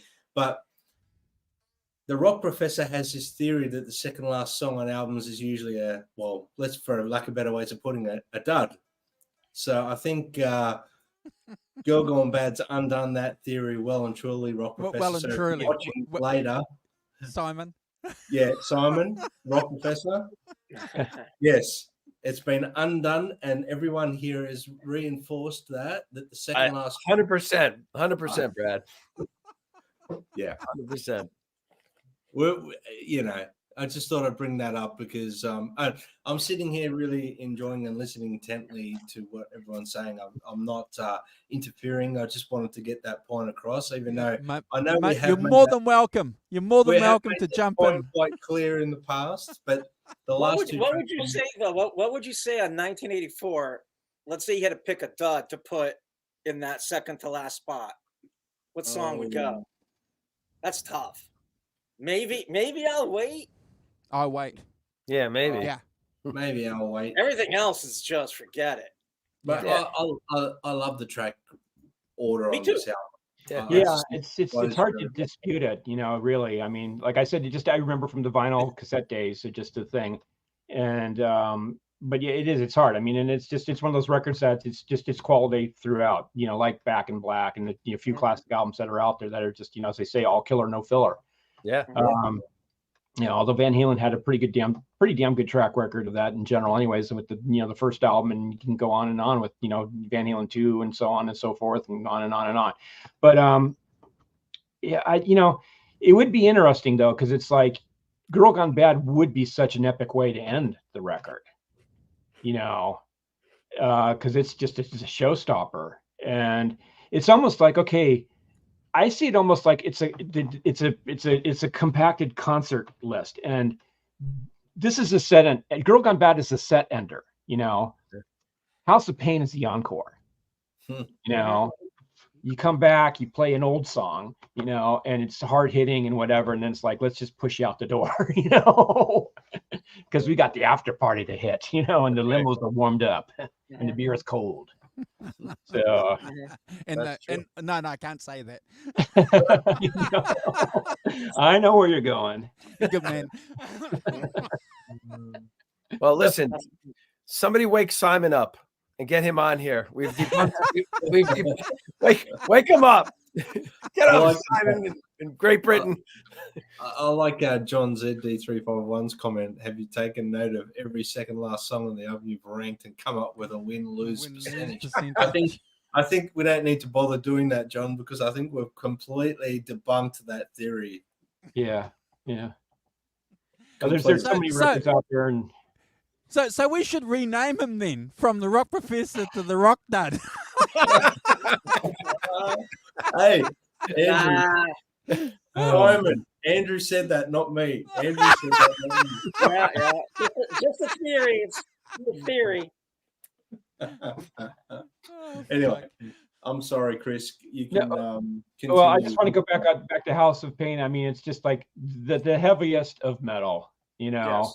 And you have to remember, this is the time of Frame 2. Not that I think that Ed and the guys were really aware of this in early 1983, when they were getting to work on this record and everything like that. But you did have, in California in particular, you had Slayer, Metallica, Megadeth, all bubbling under and coming up, at this time. And, we saw, of course, a few years later at Monsters of Rock, a little bit of the passing of the baton. I sure remember I went to, Los Angeles Coliseum, and when Metallica went on, a flipping riot broke out. There was big, huge fences, chain link fences around the entire, field area and around the whole LA Coliseum. And as soon as Metallica came on, you could just see those things coming down. It was like watching a military siege. You saw masses of people coming down the aisles. I remember before that, because I was a fan of Metallica as well at the time. And I remember talking to all the younger kids, because I got turned on to Metallica by a bunch of skate kids I was hanging out with back in, around 83, 84. And I just would see these kids and like, who are you here for? Who are you here to see? I had a little game going. It was just like, I'd see a kid, and be like, who are you here to see? And like, Metallica. It was constantly 100%. if this kid was like about 19, 20 years old, it's like, who are you here to see? Metallica. And that, man, they took over, and they shut down the sound system, and there was 2 mosh pits. It was crazy. It was like one of the craziest things I've ever seen in my life at a concert, where it was just like the fences. It went from reserved seating on the field to full on festival seating. Chairs got ripped up and thrown at the stage, at the security, like all the yellow jackets all just lined up in front. But anyways, House of Pain was kind of like this, was showing that we can still rock as hard as, these kids. I don't know if they were aware of it or not, but because it was an old song from when they were young punk metal kids. So, but I'm glad they got that down, and I'm glad they got it down when they got it down. Because it was, it was a heavy song. We weren't hearing that kind of stuff with Hagar in the band. What's great is that, Conks, I think you're on mute. Conks, you on mute? Maybe. Go ahead. Real quick, I just want, what Chris was saying. Yeah, that song is super heavy. But what I love about it is that after that guitar solo, it goes into that groove, and what a great way to end that song, man. And that album. You know what I mean? Yeah. And that band. Yeah. I've always loved that second part of the ending of House of Pain, where you do that groove. It's so great. I always turn it up to red as it's fading out, because you get that when he's doing that crazy stuff on the bar, he goes up high on it. Yeah. You don't want it to end. Yeah. And I don't. Some people say they like the Gene Simmons, the original demo, whatever, of House of Pain better. There's just no way that compares. It's not even in the same galaxy as the 1984 version. No. And again, it's that swing. Gene sucked the swing out of Van Halen, basically. And it's back in force. With that, and it's you don't think of House of Pain as a song that swings, but there's something, again, there's that push and pull, there's that Bonham thing going on where it's not perfectly lined up, where it's not sterile and stiff. It ebbs and flows. Yeah. And it's just, it's heavy. That's all I can say. It's flipping heavy. I think I'd have to rank it as right up there with the heaviest stuff they've done, probably with like Atomic Punk or something. It's heavy. Yeah, I think so. And it's another one where it's like, how did Dave squeeze out a melody? Listen to what Eddie's playing on the guitar during the verse. Yeah. How did he work his way in there? It's just like, 100%. You can say that almost about any Van Halen song. That's where the playing the Black Sabbath covers probably paid off dividends for Dave. Yeah. In that instance, where he had to do stuff, and it's, it is kind of almost symptom of the universe in a way. Not quite exactly, but it's kind of an offspring of that. You can hear it. Yeah. In there a little bit. Definitely. So, except, Dave chose to keep it down baritone instead of going, which would be the tendency of most bands during that era to go for the high road on that. Yeah, it's just a brilliant way to end that a brilliant album, a masterpiece, and the band. You know what I mean? It's really, when you think about that. Sometimes when I'm here listening to that fade out, I'm like, man, this was the end of a comet that just came. That we were lucky enough to witness coming through the atmosphere here, and it was like, I'm looking back, I'm like accepting of the fact that was it for them. It's like, because I don't know, it's like, where would they have gone after that?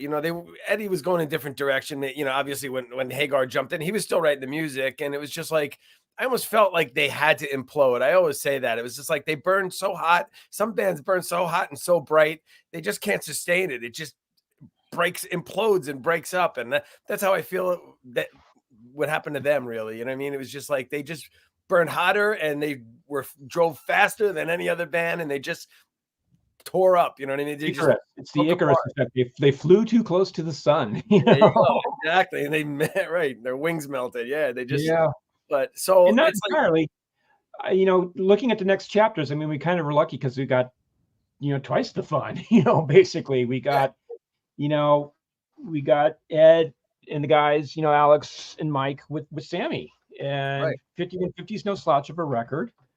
And then we got Eat 'em and Smile. you know, and Dave put together one hell of a band and came out and kicked some ass. And of course, he put That's Life on there too, you know. So you got, you know, you got the steak and you got the schmaltz basically. But yeah, I actually preferred, you know, the Roth band stuff back in the day because I was a young punk, you know, and metalhead. And you know, to hear, I think that's really one of the best records for Vi, you know, because Dave, I think, kind of tempered down a lot of Vi's weirdness, you know. So yeah, but you said that Vi plays better in the context of a real band. yeah, but we heard him with, you know, Whitesnake and stuff, and it's like he didn't really, I don't feel like he had a chance to really shine there. He was just kind of a hired gun kind of coming in, and Alcatraz was kind of, you know, a moment, you know. But with Dave, I think he had the chance to both shine, but also he, you know, had his wings clipped a little bit too. So he kept some of the weird stuff down, you know, tempered down a little bit. He brought him into the mainstream, I guess, right? Yeah. But it was it's interesting because I guess there were some songs, there was like a handful of songs that they did record with Dave, you know, for the follow-up record. I have the title somewhere, I'll have to look it up, but you know, I again, those are lurking in the vault somewhere, I'm sure. Who knows how done they are. Again, I wish Greg was here because I don't know if he ever talked with Ted or, you know, or Don about that stuff, but I'd be curious to find out, you know, what direction were they going, and you kind of get some inkling where Dave was going a bit, you know, with Eat 'Em and Smile, because, you know, there's some of that stuff. It's not from the more the musical side of thing, but there was, you saw stuff, you know, wheels spinning with Dave, that what he could have done. You know, I think that you know, he got his little side of whatever out on the EP. You know, that he did before that. He got that stuff a little bit out of his system a bit. And but it was interesting to see that, you know, who would have expected you know, for Van Halen Mach 2 to go more pop and for Dave to go heavier, you know. Yeah, good point. So it was very, very interesting. On the Carnal Knowledge record that they touched back a little bit with the heavier side of a certain songs, though. I mean, yeah. I've always thought on Carnal Knowledge, you know, they went back to like those last two songs of 1984, a little bit of, you know, I could hear, you know, Mean Streets and things like, I could hear things in there that were similar back to, well, Ed's guitar parts especially, and his riff in Judgment Day, for example. It's a pretty heavy riff. It's one of the heaviest riffs on that record. I think it was I thought when I first heard Carnal Knowledge, which is my favorite Van Halen record, that they were, you know, branching backwards a little bit to their darker sound, and I loved it for that reason. Yeah, no, it's interesting because I think that's might be more indicative of what they were, maybe, I don't know, I can't say for sure if they were going to go with Dave in that direction. I think bringing Sammy in, because Sammy had a bit of a pop career going for himself too at that time. You know, people forget how heavy Sammy was in the 70s. You know, the stuff he did with Montrose. One of my favorite records, which it's in the mail to me, which, because I missed it when it was reissued, but the All Night Long record, the live record that Sammy did in '78, it's powerful. You know, the version of Bad Motor Scooter on there kicks ass. You know, and he had a kicking band playing with him. You know, it's just like I remember getting that record when it came out, and I was kind of hoping that his studio records would kick as much ass, and he didn't quite. You know, but of course, as time moved on, he became a little bit more poppier and whatever. But I think that's the thing, was they adjusted to Sam. You know, a lot more of Ed's pop tendencies came out. I don't necessarily think that was the direction they were going to continue to go with Dave. I agree. I feel that Ed's writing was different with Sam. Yeah. I think it was more structured. It was more, you know, bridge, A, B, A part, B part. You know, it's just like, I mean, you'd have flashes of like Pleasure Dome, I think was like kind of a jam, you know what I mean? That they turned, that was more like an old school Van Halen-y kind of thing. But I think the other, and I love that album, Renoff of Carnal Knowledge, but I think it was, I don't want to say formulaic, but I think Ed's writing was different. It was just, when you listen to the early stuff and then you listen to that, it was just definitely, it seemed like it was more disciplined and structured and like the song wise. Whereas in the early stuff, I think it was just like jams that they molded into songs, you know? So I've got a theory behind that. And I think it's like any songwriter, you evolve. And I think Ed had just evolved into a different songwriter, one that he was writing songs along the way, and working with Sammy might have changed his writing skills. And I think he went down a different path. I don't think he would have done anything he didn't want to do. So he became a different songwriter. He just evolved.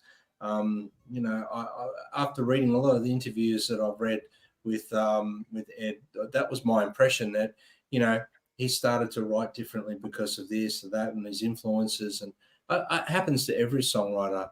And the evolution of a musician, they're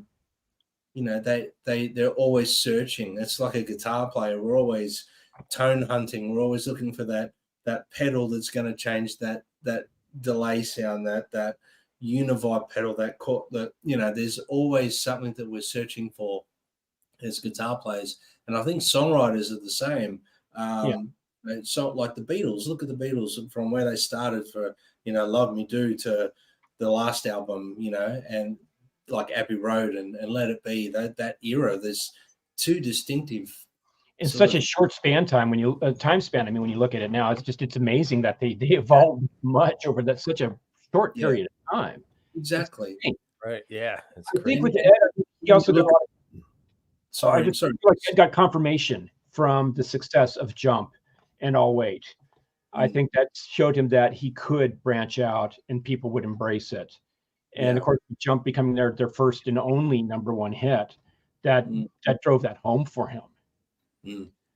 And listen to Van Halen 3, for example. Sorry, Andrew. Van Halen 3, the songwriting on there is a lot different to what we heard previously with Sammy, but I think it's just an evolution thing.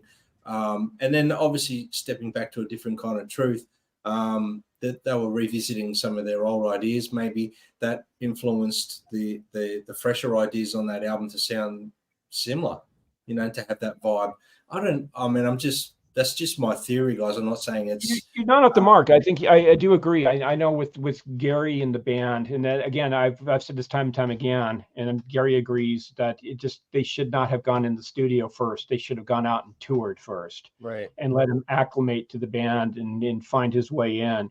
And it was a mistake to just go in cold turkey with the new singer. That worked with Sammy, but that was a different thing. But like I said, I as I mentioned last time, I've heard the follow-up record, and that's the record that they should have put out. And I think people's attitude about Van Halen Sharon would have been completely changed if they had done that. But everything changed. The attitude about the band changed. The record industry changed. Right. And I think that record, like as I said too, I think with my ears adjusted over time and me being an older, more mature person, probably I'm more accepting of the maturity of that record. I mean, Ed was going through that. He was maturing. He didn't want to do party songs anymore. He didn't want to do light fluff stuff. He wanted to do something heavy, and meaningful to him. I think that the failure of that album broke Ed a little bit. I think that it totally broke him. It totally broke him. I think that he was kind of disenfranchised with the fans a little bit at that point, because he's like, hey man, I don't want to do Panama Part 2. If you want to listen to Panama, go listen to 1984. I'm going this way, and you guys want to come along for the ride. And when it was kind of soundly rejected by the fans that did want Panama Part 2 again, I think he was completely, and I think that's one of the I know he was ill for that time, during that time too, but Chris, you could probably expand on that. I just think that he was just like really kind of disillusioned with the fans, and he just kind of shut down. It's like, hey, listen, man, they don't want to hear any new stuff, so why am I going to bother? You know what I mean? So no, it's true. It's absolutely 100% true. I mean, it was a stake through the heart of Ed, that they couldn't see, especially if Ed was going through so much then. He was going through this therapy and everything. I mean, it's in the book, and I don't want to go on too long because we're talking about 1984 and we're already 3 hours into it almost, but it's just, he really struggled with it, and it was the beginning of a decline. Right. You know, and I don't. Sometimes they just say it's your mental state and stuff, and that's how stuff like cancer gets a hold of you. And I think that may have been. I think he was in this depression, you know, and this bad shit got sucked into him, you know, and it's tragic, you know, because he turned in on himself. You know, I think he punished himself, you know, and his life basically fell apart, and he should have been enjoying the joy of his son, which is why, again, I will defend him to my death, you know, that he needed to play with Wolfgang. You know, that was part of giving us more years out of his life. Yeah. You know, I agree. He became a happy person. He finally, you know, with Janie's persistence, quit the bad habits and everything. And he had something to live for. You know, it wouldn't have been the same. I mean, all the people who wanted to see him go out with Mike, yes, that would have been great for all the nostalgia people out there, but it probably would have meant 5 less years of Eddie Van Halen in our lives, most likely. It's a shame because I think a lot of us were looking forward to. I was looking forward to putting Van Halen to sleep, to be honest. Putting it to bed, finishing it, and then just going and do other things. You know what I mean? It's like he earned the right to do that, and if people didn't want to come along, then don't. You know what I mean? But I'm going to do what I want to do, and then some of us would have come along. You know what I mean? It's like, and I think that's where he was headed, just to doing what he wanted to do, and just put enough Van Halen. We're done. Put a bow on it, and now I just want to do. I want to do other things, you know. But sadly, we never got to see that, you know. Yeah, you know, it's true. It's true. He grew. You know, he grew, and he just at that point, I think the fans, you had 2 very dedicated camps. You know, you had the Dave camp and the Sammy camp, and they weren't attracting new blood. Right. You know, and you're getting to that point where people were getting up there in age where they wanted, you know, to relive their high school days, basically. You know, that they're starting to feel, I'm getting older now and I still want to go out and party and do whatever. Yeah. You know, and I mean, it's kind of weird because I found, like, towards the end of, you know, on the Balance tour, that the crowds that I saw there were really kind of different. Right. They were aggressive and they were drunk and boisterous, and it wasn't like the same happy, you know, Van Halen fans that I remember. You know, maybe it was just my own personal experiences. Maybe it's just because I was in Northern California. It's just, it went with the territory or whatever. But it was kind of weird. It was kind of weird, you know. I did see a shift in their audience, and you know, and then when Gary came around, it was just, the crowd there was just the hangers on. It was just, you know, it was people like me that would go anything that he did would be there, you know. So I hope and I pray that one day we get to hear that second album with Gary and the evolution of Ed's writing, because I did enjoy his, like, more so retrospectively now, I really appreciate Ed's evolution of a songwriter. I really enjoy that album. The mix, not so much, but I enjoy the album. Yeah. Yeah, that's the problem. That mix is just horrible, you know, and that's then you know, they had what, Danny Korchmar and Patrick Leonard working on the second record, and it's so much better sounding. It's just it sounds like a you know, it sounds the way it should. It sounds the way it's mixed. It's a rock record. If anything, the drums, you know, right? Drums sound phenomenal. The only thing I'd say is, like, Ed's guitar is actually a little bit down in the mix. You know, that's the only thing I could say that could be improved on it. It's like, you know, Ed's guitar, at least on a couple songs, could be a little bit up there more, you know. So, but oh well, what is and shall never be.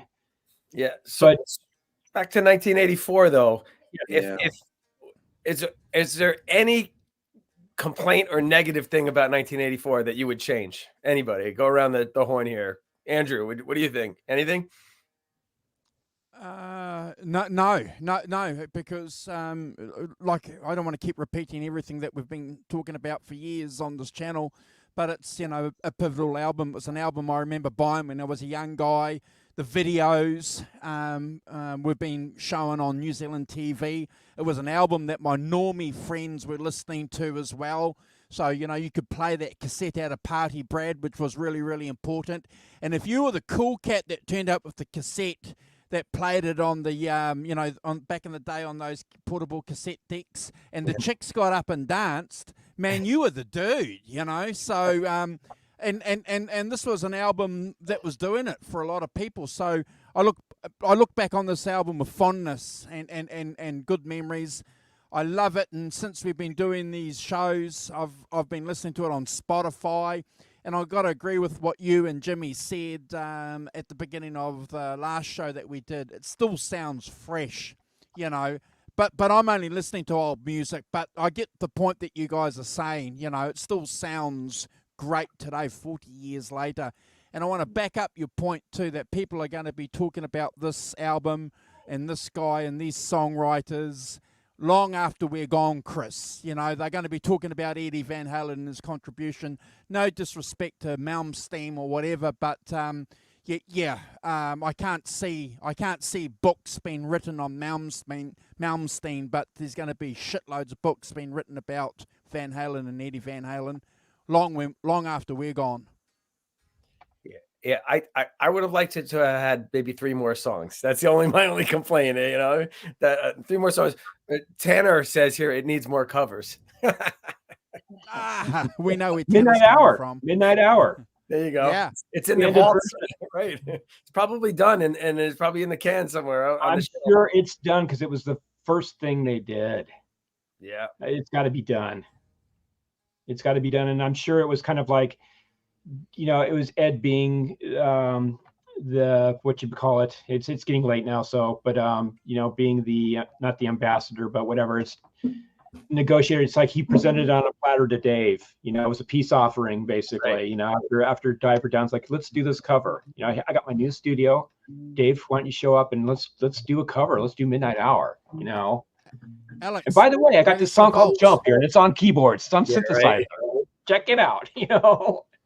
Release the 5150 volt. I had a theory that when Eddie was on Letterman and they were playing with the band, they were playing old classic songs, and he was doing a riff like this, and I was wondering if this is maybe the riff that was on in the Midnight Hour. You remember it went like this? You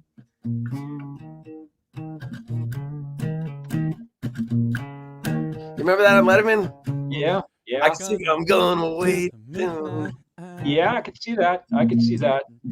If you guys watch it when they go to the commercial break, and think about it. And I was like, I wonder if that's the riff that maybe he used on because it would work for that, you know? So I would bet good money on that. Yeah, maybe.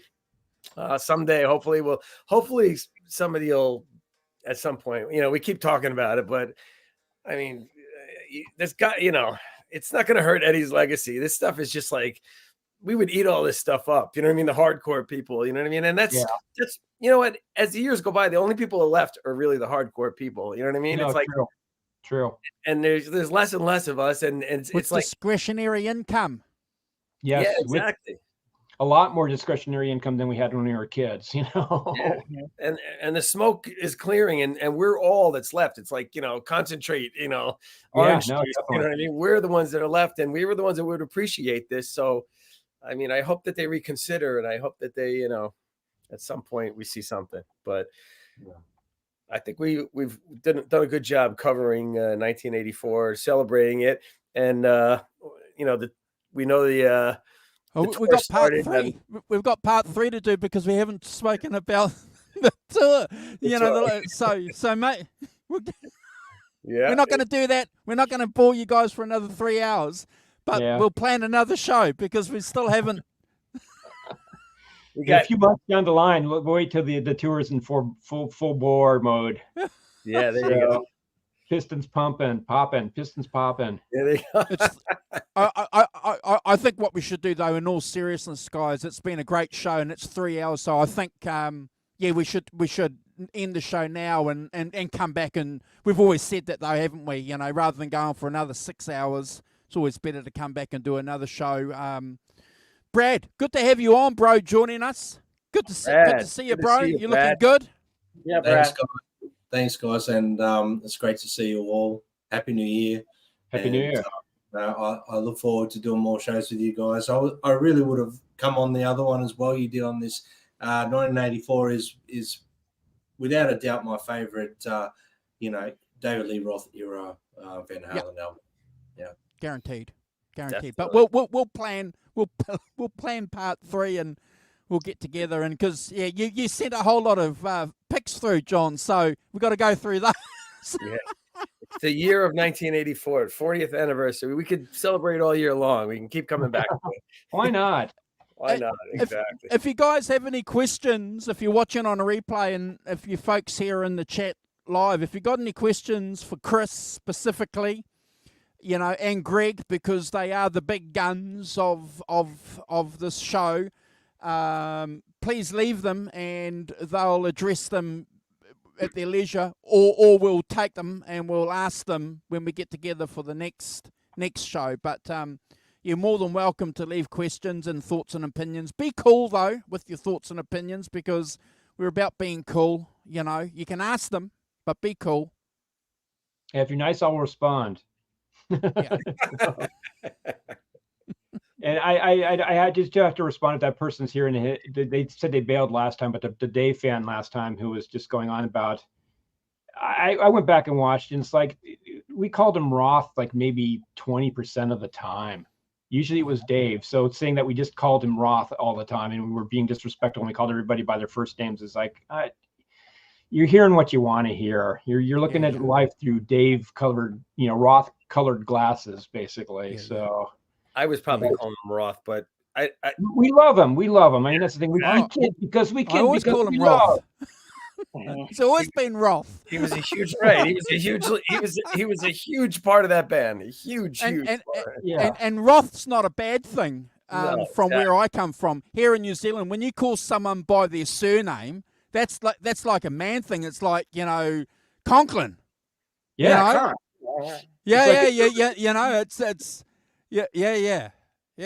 It's not a kick up the ass.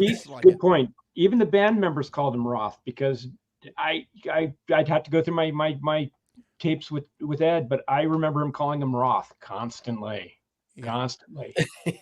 And one other thing too that I want to address too, while we've got our friends here too, and again we never shy away from this fact that this channel's about talking about music, So one cat was on his site and he made this comment, and I've put it down there as my thing, dancing with architecture. He said talking about music is like dancing with architecture, and like I'm going to say this and I'm going to swear.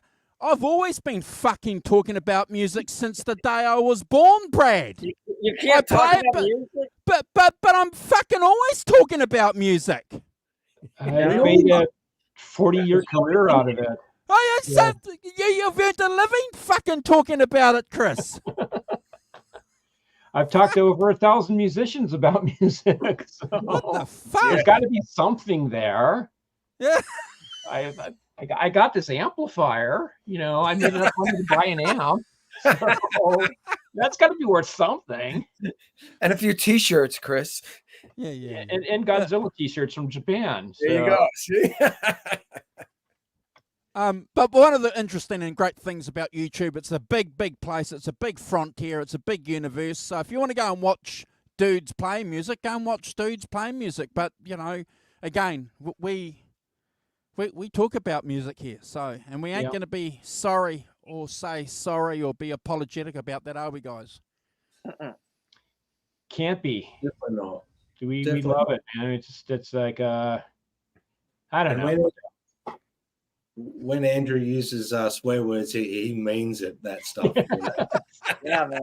I know. Yeah. Dancing with architecture. Keith So that's Campbell. gonna be Andrew dropping the F-bombs. Seriously, Keith Campbell. Look, I'm not being disrespectful to that dude. Make it. You're entitled to make your own comment. Yeah. He had some valid points because I go on about Ed because I knew Ed. Ed is my conduit. Sure. Or I'm Ed's conduit or whatever. But I knew him for 24 years and talked with him a lot. Sure. I'm going to be an asshole and be an egotistical guy here and say I did know him for a long time, as long or longer than a lot of other people who are revered out there because they're Moses, on given the, up there with the tablets or whatever.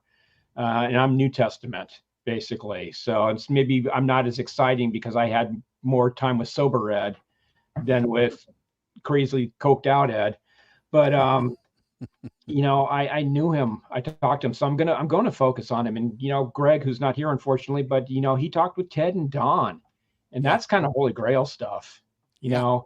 And if you talk to Dave, you're in a mental institution somewhere. You know, you're like Ed, you know, at the end of Hot for Teacher. That's basically, you know, that's what they're telling you. So it's because your mind is scrambled, man. Your brain is just like you got the Twilight Zone theme playing in a constant loop. But oh man, you know, but so I apologize to the people. I love Dave, you know, and I tried to keep a little bit more focus on him. He definitely played a major role in this band's success, you know, if not even an outsized role in it, because he helped bring the band to the masses. He was the communicator. He was the focal point for a lot of people who aren't into Mixolydian scales and tapping and whammy bar dives and, you know, 6CA7 tubes, you know, and what have you. But we are those people. So, you know, that's for us. I did my archaeological dig and I found the Circus Magazine thing, which had the famous Lozo or, you know, Sunset Sound Studio Van Halen 2 thing. And it had like a rudimentary, you know, list of gear. But I bought that as a kid because I wanted to know what these guys were using. You know, and I saved that issue all these years because I wanted that information. That was like, you know, that was my 10 commandments, you know, and every bit of information I could get about Ed's guitar and gear and whatever, I just absorbed and then made a career out of it. So, you know, Ed is the reason. I've said before, I said when Ed passed away, he's the reason why I do what I do, you know, more than any other guitar player out there. And I love them all, you know, but Ed was the driving force, and it's so many people in the industry. And so if I dwell on Ed, so be it, you know, because he changed my life. That's a wrap right there. That's it. All right. See you guys later. Sunday, EVH Con 2 years anyway. Yes. Brad and Andrew, you coming in on the jet? Man. I'm just about to pack this. I'm bringing it along. All right. I think you guys would have to leave in about 20 minutes to get here in time. So. Right. Already missed my plane. So we're gonna be streaming here though. So we'll be streaming on the channel if you guys are interested. Yeah. Cool. And I'll pick you here, bro? I'll pick you up at the airport. All right, Brad? All right, Andrew? All right. Cool, man. Then take us straight to Jimmy's place. There you go. There you go. Yeah. Straight to Jimmy's. All right, we're out of here. Thanks, guys. Thanks for watching. Thank you. Thanks, everyone. Thanks for watching. Part 3's coming.